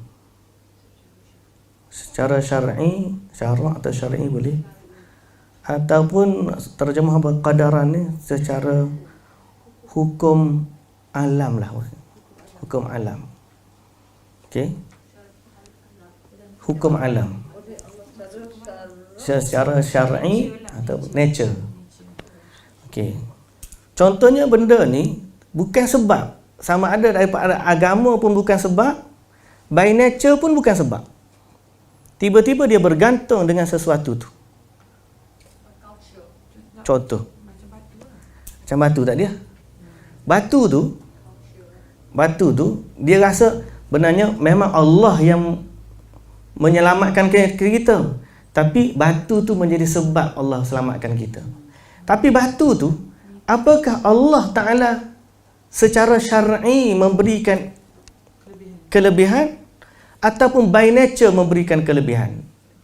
Contoh, kalau tadi orang kata pakai gelang magnet. Gelang magnet berdasarkan kajian saintifik yang benar, magnet tu boleh melancarkan perjalanan darah. Benar tak sebab tu dari sudut nature? Betul. Boleh pakai? Boleh. Sebab dia percaya berdasarkan hukum sains. Tapi kalau dia pakai tu gelang yang bukan magnet, hanya satu tali benang. Tangkal dia panggil. Okey. Tangkal tu syarak pun tak benar, saintifik pun tak ada. Tiba-tiba dia beriktikad kalau pakai ni Allah selamatkan dia. Ingat ayat saya, Allah selamatkan dia dengan sebab tangkal. Maka hukum dia syirik kecil. Sebab ayat saya Allah selamatkan dia. Tapi kalau sekiranya dia kata tangkal tu yang menyelamatkan dia, dia jadi syirik besar. Nampak? Beza dia. Sebab tu kita kata syirik kecil ni dia membawa kepada syirik besar. Dia kata Allah selamatkan dia dengan sebab tangkal. Allah Ta'ala tak suruh pun. Dari sudut syarak bukan sebab, dari sudut saintifik bukan sebab. Dia anggap benda ni menjadi sebab. Maka dia telah berbuat syirik kecil. Sekiranya dia yakin Allah yang memberikan. Tapi kalau sampai keadaan dia kata tangkal itulah yang menyelamatkan dia, bukan jadi sebab lagi dah. Memang tangkal tu. Kalau tak ada tangkal tu, habislah dia. Sebaik antara tangkal tu. Okay? Kalau tak ada tangkal tu, habislah dia. So dia telah sampai kepada tahap syirik besar. And also yang macam luck, good luck, baju luck. Hidung lah dan sebagainya. So kalau kita, sebab saya kata dia punya border sangat halus. Selama dia meyakini Allah, tapi benda ni sebab. Cuma sebab ni Allah Ta'ala tak sebut sebagai syar'i, tidak ada saintifik, maka dia jadi hukum syirik kecil. Kalau macam stones kan macam batu-batu. Okay. Batu-batu ni semua kan dia macam batu kata fluoride macam ni kan. Hmm. Dia ada certain macam batu kan dia ada punya apa sih? Aura, Energy. energi. Sifat macam ni. Kan energi tak apa kita boleh pakai kan tak ada masalah kan. Energi yang bersifat saintifik lah. Boleh. For your blood circulation, for your blood. Kalau blood circulation apa semua scientifically proven, okay. Emerald, jade. Tapi kalau tangkal, kadang-kadang bukan tangkal pun, ada orang kata kalau bela ikan puyuh dalam rumah, pencuri tak masuk. Ya. Tak boleh Ustaz Apa justifikasi? Sebab syar'i ke, saintifik ke? Tak ada kan? So kalau dia kata Allah selamatkan dia dengan sebab ikan puyuh tu, syirik kecil. Tapi kalau dia kata sebab ikan puyuh tu ada, kalau tak ada ikan puyuh lama dah orang masuk rumah aku, maka dia telah sampai kepada syirik besar. Bahaya. Kalau tu sebab cakap kita warna merah luck for me. Sama lah. Syirik kecil. Dengan sebab Allah kan, cuma telak. Kau warna merah tu sendiri memberikan manfaat. Kalau dia i'tiqad luck tu datang daripada warna, itu bahaya. Sebab saya tahu sebab ada seorang ni dia memang kalau dia ada big meeting apa dia akan pakai tak merah tak apa sebab dia kata merah. Dia panggil metafizik dia panggil. Kadang-kadang dia kata penampilan dia, contoh kalau dia kata saya ni dengan warna ni saya rasa lebih yakin, saya rasa lebih itu. Sebab warna merah dari sudut fiziknya orang panggil dia menambahkan keberanian dan kekuatan. Contoh dia kata perasaan dia lagu tu, dalam bab tu dia memberi motivasi kepada dia tak apa. Tapi kalau dia kata saya setiap kali pergi meeting saya pakai baju warna merah untuk dapatkan projek, untuk dapatkan anugerah luck benar, maka kalau dia kata semua tu datang dengan Allah tapi sebab baju merah ni, maka itu syirik kecil. Tapi kalau dia kata the luck came from baju merah tu, itu syirik besar. Halus sangat. Sebab tu dia jalan kepada syirik besar. Tapi kan itulah orang cakap lah saja je macam tu. Istilah saja tu bahaya. Sebab tu saya katakan tadi, sepatutnya setiap orang beriman dia jaga border ni. Boundaries ni dia kena jaga. Okay, dia boleh berlaku. Paling senang tak payah bergantung apa. Paling senang bergantung kepada Allah. Saya tak payahlah pakai. Allah saja. Nabi SAW, sahabat dulu apa-apa pun hasbunallahu wa ni'mal wakil. Apa maksud hasbunallahu wa ni'mal wakil? Hanya kepada Allah SWT. Kurang tepat. Hasbunallahu wa ni'mal wakil. Lindungilah aku. Belum tepat lagi. Hasbuna. Hanya kepadamu aku bergantung. Belum tepat lagi. Siapa kata cukup tadi? Sahih mana Aci? Cukup. Cukuplah Allah bagiku. Apa maksud cukuplah Allah bagiku? Allah ada tu, aku dah tak perlu dah kepada yang lain. One and only. Tapi Ustaz, kata lindungilah. Yelah, hanya poinnya hanya Dia boleh kata lindungilah aku, tapi dalam maksud yang lebih tepat, bila Allah lindungi aku dah tak perlu kepada perlindungan yang lain. Cukuplah Allah sahaja. Sebab tu Allah sufficient. Allah is sufficient. Makna cukup. Kita nak apa dengan dalam hajat kita? Nak rezeki. Allah Maha memberi rezeki. Nak sihat. Allah yang memberikan kesihatan. Nak sembuh. Allah yang memberikan kesembuhan. Nak bahagia. Allah yang memberikan kebahagiaan. Nak apa dalam hajat kita? Nak keselamatan. Allah yang memberikan keamanan. Nak handbag. Allah memberikan rezeki. Siapa Nabi SAW kata, mintalah Allah hantar selipar kamu, pakaian yang kamu pakai, minta dengan Allah. Walaupun jalan dia melalui suami, tapi tetap saja rezeki itu datang dari Allah.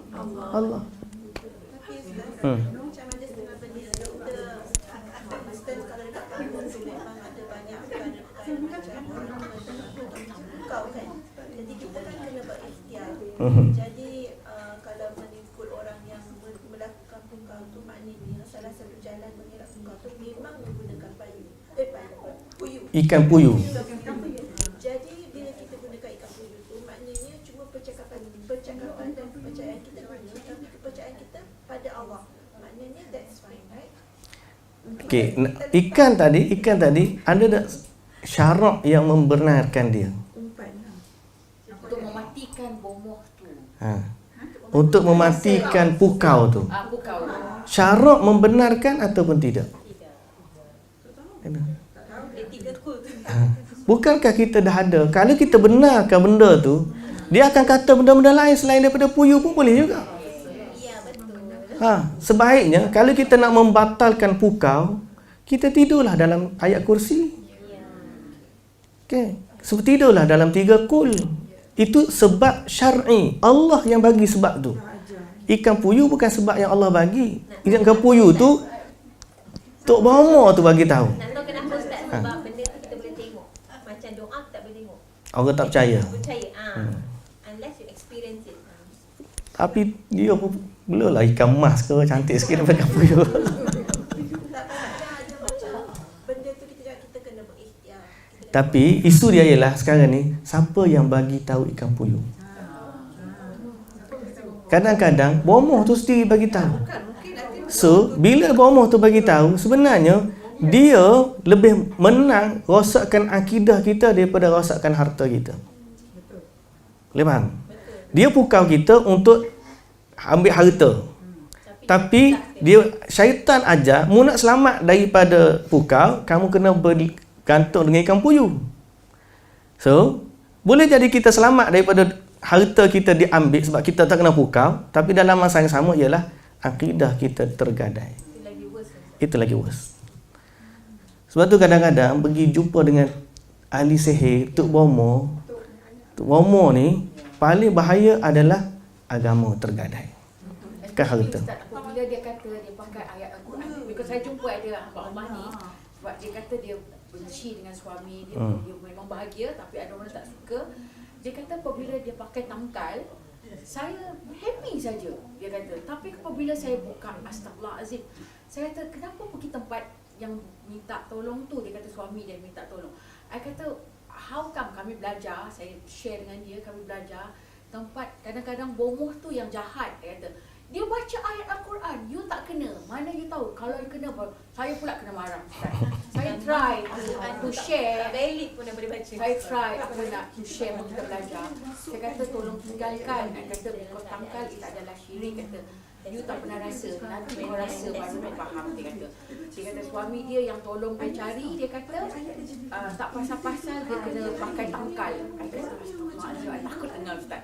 Lepas tu saya kata kenapa pergi tempat yang bukan-bukan. Dia kata janganlah kita minta kepada Allah, baca surah Al-Baqarah saja dah cukup. Dia kata tidak, dia kata suami dia dah dia bayar mahal, dia dah dapat orang ni bomoh ni, dia tak sebut bomoh pun Ustaz, dia kata ustaz pakai ayat Quran.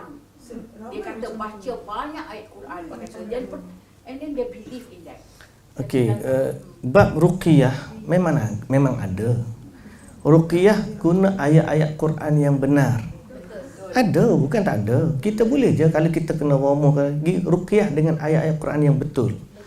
Tapi biasanya perawatan ruqyah yang betul, dia tidak akan menggunakan kaedah-kaedah yang dilarang oleh syarak. Contohnya pakai tangkal, contohnya menyembelih binatang-binatang kepada selain Allah, contohnya menggunakan asap, bakar sesuatu kemian dan sebagainya. Kalau kita dalam sudut agama, Nabi SAW pun ayat Quran. Macam kita kata dia, hasbunallah, cukup dah ayat Quran. Kan?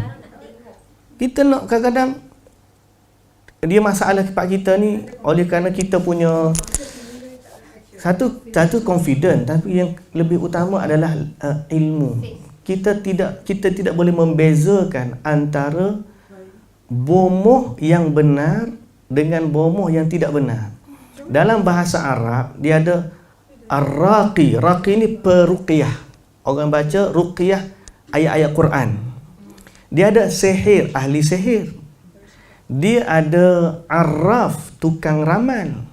Dia ada nujum, menggunakan bintang-bintang.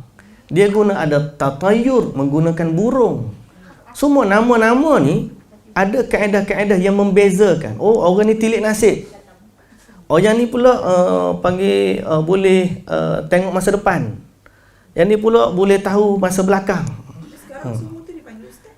Sekarang ni pak kita dipanggil dengan satu nama. Dulu dipanggil bomoh, sekarang dipanggil ustaz. Banyaknya dah macam tu. Diorang So sebab apa? Sebab macam ingat tak saya bagi contoh kereta kelisa saya tu Ferrari. Ingat kan?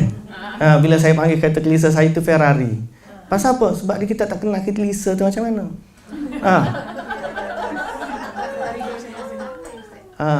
Ataupun saya kata kereta saya tu SLK. Small Little Kelisa. Kan? Tapi orang kata, kata Ustaz SLK. Memang Ustaz pakai SLK. Small Little Kelisa. Tapi kalau orang tak tahu, dia akan kata, wow, itulah SLK. So Tok Bomo dengan Ustaz lah gitu lah. Dia tak tahu pun betul benda Tok Bomo. Ustaz pakai kopiah sikit, pakai jubah, tasbih pula besar dekat leher. Orang kata, Ustaz. Padahal dia adalah Bomo. Apa yang kita tak ada? Ilmu. Kita tak tahu membezakan antara syirik dengan atau sihir dengan ruqyah. Tadi kata syirik percakapan. Boleh jadi ke macam kalau kita marah kita bercakap, contoh ayat lah macam dia ni sebabkan aku dah tolong dia, sebab tu dah dia kaya, lepas tu dia buat macam ni. Tu boleh jadi syirik. Tak. Sekali lagi. Something like dia buat kita marah. Okey. Emosi. Emosi lah. Okey. Tapi kita dah berulang kali cakap macam sebabkan aku tolong dia lah, aku bagi dia kerja lah, dia hidup dia dah senang, dia dah jadi kaya. Sekarang macam ni. Macam tu. Kita ungkit balik nikmat kita. Nikmat. And like kita asyik kata lah, sebab kita lah dia ni kaya, sebab kita lah dia ni senang, sebab kita lah dia ni boleh ni, sebab so itu kita duk kata kita. Tak kira lagi lah pahala dia. Kan Ustaz? Tak lah, itu jadi syirik tak? Jatuh syirik tak? Sebab kita kata kita. Itu kita panggil ujub dia. Ujub. Kita kagum dengan diri kita sendiri seolah-olah kita yang.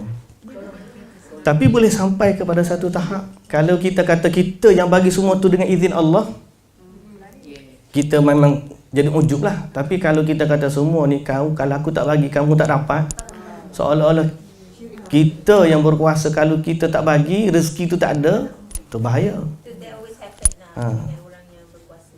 Tapi sebab tu kita masih lagi kata syirik kecil. Okay, syirik kecil lah. Okay, kita pergi ada satu lagi bahagian. Tadi janji nak habis awal.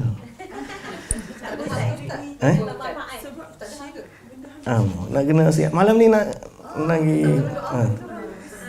Yang pertama tadi kita apa? Bergantung dengan sesuatu sebab yang tidak diizinkan oleh Allah. Sama ada dari sudut syar'i ataupun nature. Yang kedua, mengagungkan sesuatu. Okey.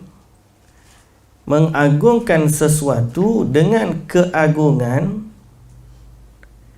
yang tidak sampai kepada kedudukan Tuhan. Mengagungkan sesuatu dengan pengagungan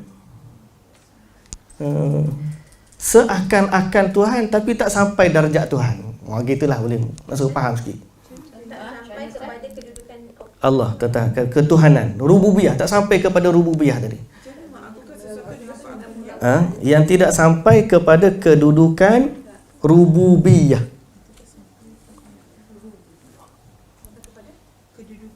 Rububiyah. Ingat kedudukan rububiyah kita sebut sebelum ni? Contoh tadilah ayat tadi, mengagungkan sesuatu. Kalau tak ada aku, kamu dah merempak lama dah. Jadi dia mengagungkan usaha dia. Okey. Tapi dia taklah kata dia tu Tuhan. Cuma dia kata kalau tak ada aku ni susah dah kamu. Sebaliknya kita kena kata macam mana? Kalau tidak kerana Allah, kemudian aku tolong kamu. Kalau boleh cakap lagi bagusan. Ataupun taklah, kalau kita nak puji, dia kita contoh dia kita kata, aku ni alhamdulillah syukur pada Allah Subhanahu Wa Taala, dulu aku ni merempat, tapi kerana Allah bantu aku, kemudian ada seorang ni dia bantu aku dah berjaya hari ni. So dia puji sendiri. Orang yang tolong kita tu yang mungkin Kalau dia yang mungkit tu, dia rugilah. Cuma dalam bab syirik ni boleh berlaku daripada orang yang mengungkit dan juga orang yang memuji. Bahasa kita tadi yang memuji. Okey, memuji ni boleh dari sebentuk puji macam tadi. Kalaulah tidak kerana fulan bin fulan, aku ni mati dah lama dah ni. Contoh kita pergi operation tu berjaya. Alhamdulillah, aku tahu dah, aku pergi IJN dapat doktor paling pakar sekali dekat IJN tu. Kalau tak kerana dia, aku mati dah. Ayat tu sebenarnya syirik kecil. Sebaliknya kita kena kata apa? Aku ni alhamdulillah syukur sangat-sangat kerana Allah. Sebab Allah temukan aku dengan doktor tu, dapatlah alhamdulillah jaya operation aku. So kita puji Allah dulu kan, baru kita puji. Tapi ramai orang dia lupa kepada Allah. Direct seolah-olah kawan tu lah puji dia tu hampir tahap rububiyah. Tapi tak adalah dia kata orang tu, kalau dia iktikad dalam hati, betul doktor tu lah yang memberikan nyawa kepada dia, itu dah jadi syirik besar dah. Tapi kalau doktor tu jadi, dia puji sampai seolah-olah kalau tak ada doktor tu, dia ni memang tak hidup dah. So itu syirik kecil. Tuan, bila nak saya pray, ada satu cikgu dia doakan. Saya rasa dia lawa lah doa tu sebab dia kata, may Allah guide the hands of the doctors during the operation. Itu yang sepatutnya. So kita kaitkan dengan Allah. Mudah-mudahan Allah Ta'ala bantu dia untuk operate anak saya, contohnya. So kita kata operation ke, rezeki ke apa, jangan puji orang sampai seolah-olah dia tu Tuhan. Sebaliknya kita kena kata Allah yang bagi rezeki itu kat dia, dan Allah bantu dia untuk bagi kepada kita. Okey? Banyak biasanya orang kesihatan nombor satu sekali lah bab-bab ni. Kalau tak ada dia, aku ni macam ni, gini. Atau rezeki kita, dapat rezeki tu, bisnes kita berjaya sebab dia ni dululah aku berjaya. Kalau tak ada ke dia, aku tak, kita kena kata kerana Allah kemudian baru dia. Okey? Sebab bila kita puji terlebih, seolah-olah orang tu sampai ke tahap rububiyah. Dia kecil duduk kat Rahang Seremban tu, ada satu bertulis tu, dia orang kata makam Haji Said. Haji Said tu orang yang alim lah kat situ. Tapi dia buat macam makam dia tertutup dengan masker kecil lah. Orang selalu pergi doa kat situ. Dulu kan. Sekarang pun macam ni Aziz tu kan memang kena tutup. Sekarang banyak. Tu ni Aziz sampai tu. Saya pergi ke Jember, Indonesia. Jember ni tempat Gus Dur. Gus Dur, bekas presiden mereka pula Indonesia. Ustaz Gus Dur ni dia dulu ketua NU Nahdlatul Ulama. Kemudian dia jadi presiden Amerika lagi. Indonesia sekejap. Kan? Lepas tu dia meninggal. Kubur dia dekat Jombang kan? Jember. Jember, Jawa Timur. Saya pergi ke tu, saya pergi kat Jombang tu, dia kata, Ustaz tak nak pergi ke kat kubur Gus Dur. Saya kata, kenapa nak pergi? Ramai orang pergi kat situ. Saya kata, orang pergi ramai buat apa? Dia kata, orang pergi ambil tanah kat situ, Ustaz. Tiap-tiap tahun kena topak tanah kubur dia. Sebab orang ambil seorang pergi ambil, bawa balik berkat. Jadi kita pun benda-benda macam tu sebenarnya tidak diajar dalam agama. Kita minta dengan Allah lah. Allah tu ada, hasbunallahu wa ni'mal wakil. Allah dah cukup dah. Apa hajat kita nak? Semuanya ada pada Allah. Kita nak kesembuhan, Allah Maha Penyembuh. Nak rezeki, Allah Maha Pemberi rezeki. Nak ampun, Allah Maha Pengampun. Nak sihat, Allah yang memberikan kesihatan. Apa kita nak? Hajat kita ni cukup Allah. Hasbunallahu wa ni'mal wakil. Baik.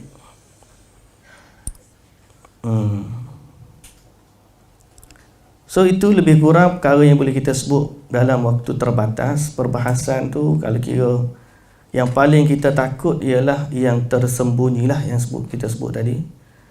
Termasuklah riya, termasuklah perkataan kita dan juga perbuatan. Syirik kecil pun sebagaimana syirik besar juga. Boleh berlaku dengan i'tiqad, boleh berlaku dengan perkataan, dan boleh berlaku dengan perbuatan. So kita berlindunglah dengan Allah Subhanahu Wa Taala daripada syirik kecil, dan yang paling kita takut ialah syirik yang tersembunyi. Kalau ada orang yang kata, Ustaz juga lah dia kata dia boleh buat operation secara batin semua. Boleh percaya? Operation batin pula. Ada Ustaz, masalahnya Perubatan Islam. perubatan, tapi dia macam dia buat macam tu tau. Dia memang buat buat macam tu. Dia belum, lepas tu keluar darah. Tak keluar darah, tak keluar apa lah. Tapi okey lah, tak apalah. Benda tu habis kat situ je. Masa dia suruh beli minum air whatever lah. Lepas tapi bila check up doktor, dekat tempat dia buat tu ada kesan operation. Wow, amazing. Ada kesan operation, dan disebabkan Pakai kesan jin, operation jin. tu, tu nak tak tahu nak boleh percaya tak boleh. So macam mana Ustaz? Minta maaf lah di luar kawasan saya. Ustaz tak cakap. Not in my- Benda ni memang saya sendiri. Not my nature. Magic kan Ustaz. Dia Disebabkan buat kesan- macam dia magickan mata kita. Tapi lepas tu hilang. Perubatan Islam. Hilang tak? Ada kesan operation tu, disebabkan kesan operation tu, ni saya sendiri tahu, tapi saya kecil lagi, mak saya buat.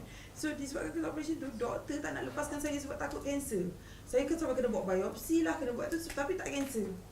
Tapi doktor takut nak lepaskan saya. Saya pernah cakap doktor kan, I don't want to listen. Tapi memang this is me. Saya macam betul saya tak tahu betul ke tak. Tapi kadang-kadang setahun sekali doktor suruh check balik, ada lagi. Ada. Kesan tu ada. Kan? Benda tu Scar tu. nyata, mata tak Scar. nampak. Oh. Tapi bila doktor scan, Nampak ada scar. Dia kata, you pernah buat operation ke? Tak Mata pernah. tengok tak ada. Tak ada. Scan ada. Pakai X-ray nampak. Pelik lah. Pakai So macam mana? Ultrasound. Benda ni saya buat waktu saya umur belasan tahun. Sampai hari ni saya tak tahu apa benda ni.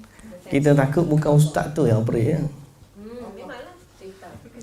Ada jin dia dan sebagainya. Boleh, okey. Mungkin lah. Hmm. Tapi boleh jadi. Wallahu a'lam. Orang tu ada kelebihan ke boleh? Tak mungkin Ustaz macam tu. Tak ada. Kalau kita tengok benda-benda macam tu, dia sangat hampir boleh mendekatkan kepada kesyirikan tadi. Sebab dia berminta, kita hak tak tahu ni kita buat, tak ada apalah. Mudah-mudahan Allah Subhanahu Wa Taala jaga hati kita. Tapi kalau orang minta untuk kita buat macam tu lagi, sebaiknya kita elaklah. Sebab ada satu bab kita minta tolong dengan jin. Apa hukum minta pertolongan dengan jin? Sebahagian kata kita minta tolong dengan jin Islam, dia kata. Jin tu ustaz juga. So jin memang betul, ada Islam, ada kafir. Tapi hukum meminta pertolongan dengan jin ni, Allah Subhanahu Wa Taala sebut dalam Quran, Allah mencela orang yang minta pertolongan dengan jin. Ada beberapa sebab. Pertama, kita tak boleh memberi kepastian yang tu betul jin Islam ke ataupun jin yang kafir. Dia boleh datang kepada kita, dia mengaku macam-macam, tapi at the end dia bukan sebenarnya. Tapi dia nak menipu kita dan sebagainya, boleh jadi. Wallahu ta'ala alam. Sebab kita tak boleh pastikan macam mana cara dia. Dan yang lebih takut lagi ialah bila kita meletakkan pengharapan kepada benda gaib selain daripada Allah Subhanahu Wa Taala. So benda-benda macam tu yang menyebabkan garisan syirik tu sangat halus. Lebih baik kita kata dalam certain keadaan kita bersabar dengan apa yang Allah bagi kerana mempertahankan akidah kita. Okey. Lebih kerana akidah tu lebih mahal daripada tu. Ada orang dia pergi dengan ruqyah, baca Quran tak sembuh, baca Quran tak sembuh, baca Quran tak sembuh. Lepas tu dia pergi jumpa bomoh, sihir, sembuh. So apa yang berlaku? Dia sembuh sakit, tapi penyakit tu berpindah daripada penyakit tubuh badan kepada penyakit akidah hati dia. Yang itu lebih bahaya. So lebih baik kita berlindung dengan Allah Subhanahu Wa Taala. Ustaz, macam orang yang saya kenali, dia memang jaga betul, dia jaga betul pasal apa, dia punya akidah lah. Dia kata walaupun kalau macam suami dia pun tak nak belajar agama Islam, dia tak suka, dia marah sampai nak cerai. Because laki dia tak nak ikut agama Islam, something like that.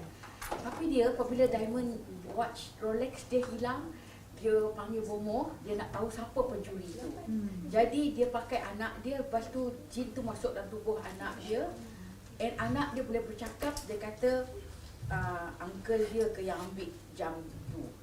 So I rasa mana boleh macam tu, tapi dia nak tahu siapa pencuri. Dia tak jam Rolex.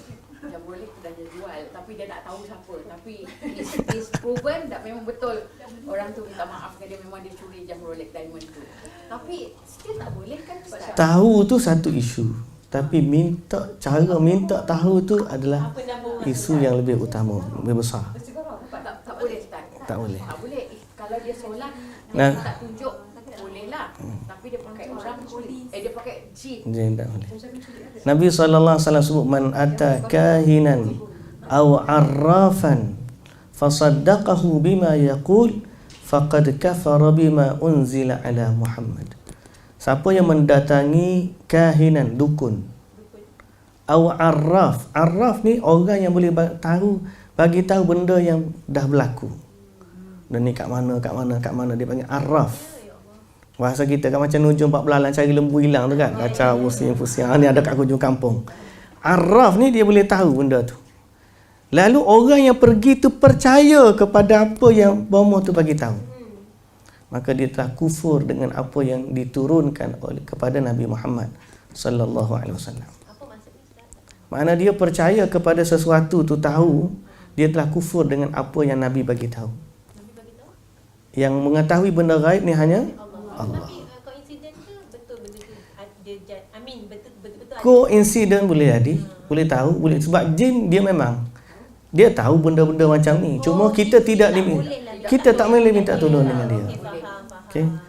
Dia kadang-kadang kita ni bila setengah-setengah orang pergi jumpa bomoh, kita sampai tu dia dah bagi tahu dah. Gini sekarang gini ni. Sebab apa? Sebab apa? Dia dah tahu Jadi kelebihan ke Ustaz? Cakap dengan jin Ustaz. Dia ada kelebihan. Sebab setiap orang tu ada pendamping dia. Korin dia tu. Dia pun kontak dia orang tu. Dia boleh kontak. Dia korin dia, jin dia boleh kontak jin kawan tu, dia bagi tahu. So macam mana kita nak tahu kalau kita berubat dengan orang yang betul ke tak? Ya. Wali-wali. Itu pun ada isu. Sebab kadang-kadang macam saya sebut tadi, kadang-kadang figure tu dicantikkan dengan istilah.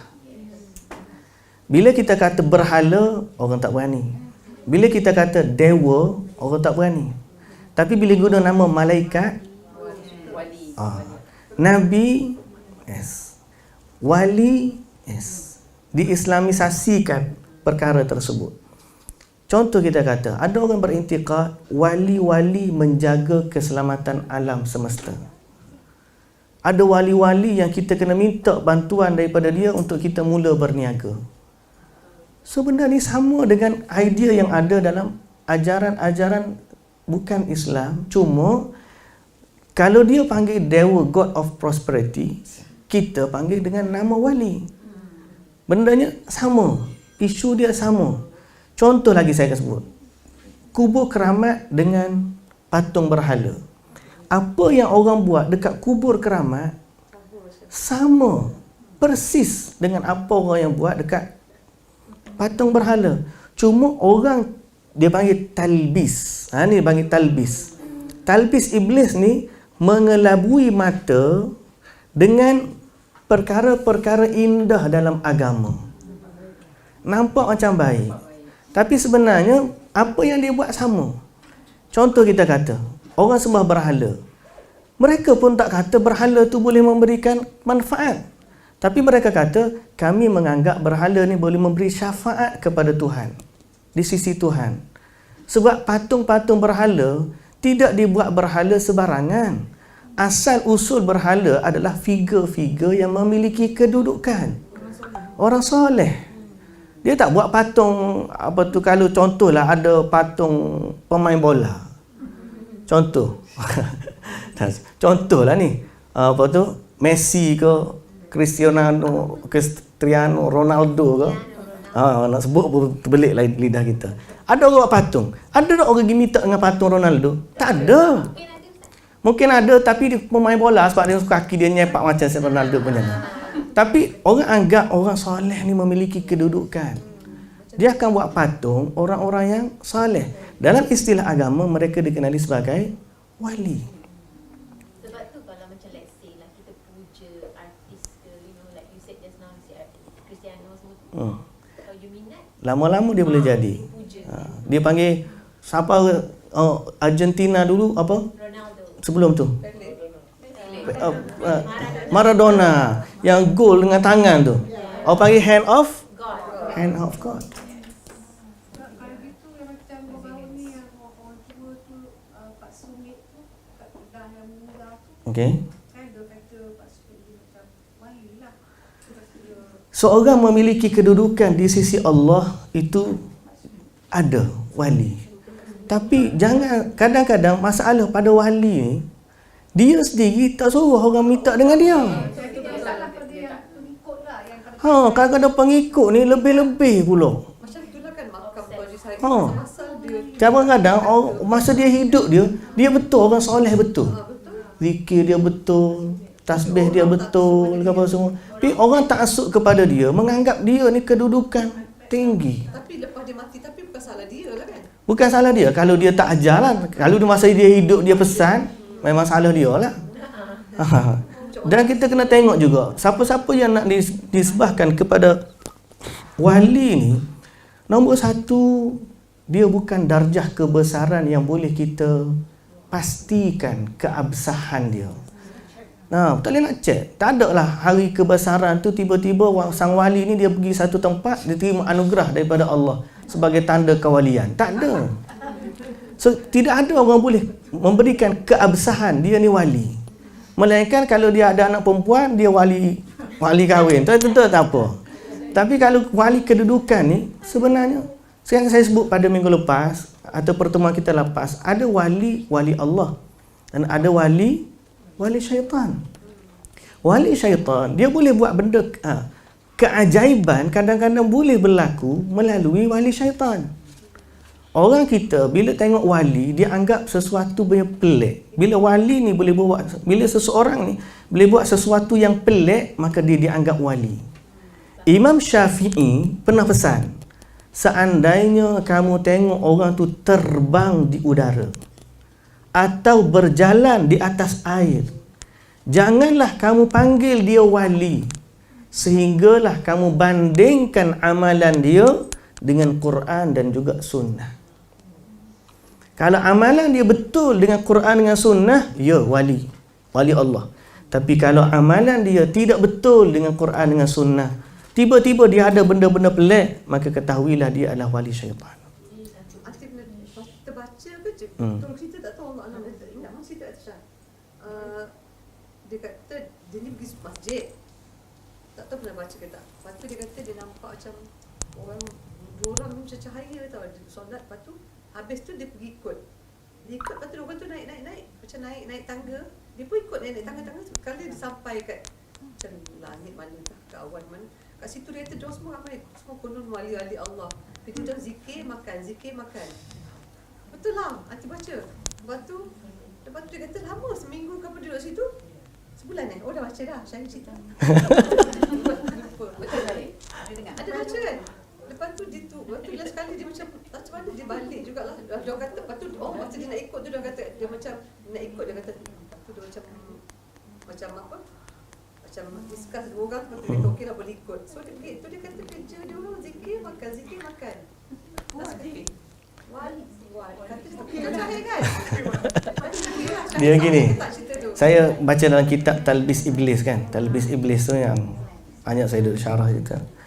Kadang-kadang orang soleh sendiri, pada orang soleh, dia sangat-sangat tidak berhajat kepada benda-benda pelik. Kalau boleh dia pun tak nak. Sebab dia takut benda tu memberi fitnah kepada dia. Kita ni kadang-kadang kita doa, kita harap kalau aku ni nanti ada malaikat bantu akulah dah begini. Kita berharap kepada benda-benda pelik. Tapi para ulama yang benar, dia tidak berharap. Supaya apa? Dia tak nak perkara-perkara memberi fitnah kepada agama dia. Sebab kadang-kadang benda-benda ni boleh memberi fitnah kepada kita, kepada pelaku tu. Dia rasa dia memiliki satu kedudukan di sisi Allah. Baiklah kita rasa kita ni hamba yang sangat hina di sisi Allah, lalu kita senantiasa berdoa, beristighfar, bermohon. Sebab Allah Ta'ala kata, ya ayuhan nasu antumul fuqara'u ilallah. Wahai sekalian manusia, kamu ni fakir, sangat berhajat kepada Allah. Jadi dalam keadaan-keadaan biasa, biarlah kita ni rasa kita ni insan biasa. Lebih baik daripada kita rasa kita memiliki kedudukan yang istimewa. Boleh jadi seseorang tu di sisi Allah wali, tapi kerana dia tak merasakan dia istimewa, lalu dia selamat daripada fitnah-fitnah dunia. Berbanding orang tu, dia rasa dia istimewa, tapi amalan dia tak sama dengan Quran, tak sama dengan sunnah. Tiba-tiba datang pula benda pelik-pelik kepada dia. Akhirnya dia rasa dia memiliki kedudukan di sisi Allah, tapi sebenarnya Allah tidak memandang pun kepada dia dengan pandangan rahmat dan kasih sayang. Lebih baik kita perhatikan bagaimana kita dengan Allah Subhanahu Wa Taala. Dan lebih baik juga kita ni jadi orang biasa supaya tak ada orang ta'assub kepada kita. Hari ta'assub ni bahaya, tak subus dia panggil. Tak subus ni.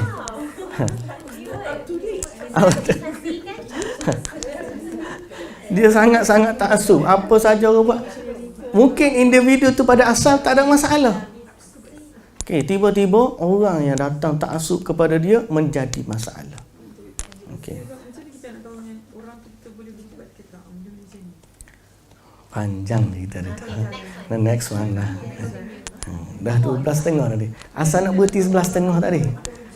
Syahir kata ustaz sampai 11.30 lepas tu buka saat jawab. Akhir sekali 12.30 juga Syahir. Alhamdulillah. Okey. Esok kedua pagi. Malam ni kena pergi airport insya-Allah. Untuk bukan malam ni Ustaz dia selalunya macam tu kan, dia salah. Dia kat doa sakit.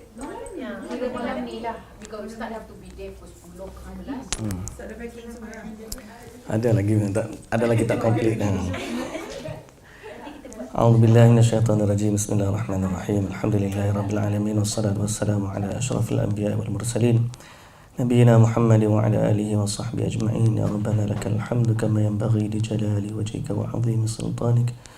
Ya Allah, ya Tuhan kami, Engkaulah Tuhan yang Maha Agung. Engkaulah Tuhan yang Maha Berkuasa dan Engkaulah Tuhan yang memiliki segala-galanya. Ya Allah, tiada Tuhan bagi kami melainkan Engkau. Tiada yang berhak untuk sujud kami melainkan Engkau. Tiada tempat kami bermohon melainkan Engkau. Ya Allah, ya Tuhan kami, Engkaulah satu-satunya tempat kami bergantung. Dan Engkaulah satu-satunya tempat bergantungnya segala sesuatu. Rabbana hab lana min azwajina wa dhurriyyatina qurrata a'yun waj'alna lil muttaqina imama. Allahumma ya muqallibal qulub tsabbit qulubana ala dinika wa ta'atik. Ya Allah, ya Tuhan kami, tetapkanlah hati kami di atas keimanan kepadamu dan tetapkanlah hati kami di atas ketaatan kepadamu. Ya Allah, ya Tuhan kami, lindungilah kami dan zuriat keturunan kami serta seluruh ahli keluarga kami daripada kesyirikan yang kami tahu, dan ampunkanlah kami dari kesyirikan yang kami tidak tahu. Ya Allah, ya Tuhan kami, jagalah iman kami, jagalah akidah kami, jagalah akhlak kami. Pertemukanlah kami denganmu ya Allah, kembalikanlah kami kepadamu ya Allah dalam keadaan bertauhid dan suci dari kesyirikan. Ya Arhamar Rahimin, ya Mujibas Sa'ilin, hanya kepadamu kami bermohon dan hanya kepadamu kami menyembah. Rabbana atina fid dunya hasanah wa fil akhirati hasanah wa qina adzabannar. Ya Allah, permudahkanlah segala urusan kami. Selamatkanlah perjalanan bagi mereka yang hendak bermusafir di kalangan kami. Pulangkanlah mereka yang bermusafir dalam keadaan selamat dan kembali. Ya Allah, ya Tuhan kami, kami titipkan kepadamu ya Allah mereka yang tinggal di kalangan kami. Selamatkanlah kami, keluarga kami, harta kami dan seluruh apa yang berkaitan dengan kami ya Allah. Kepadamu lah kami serahkan segala sesuatu.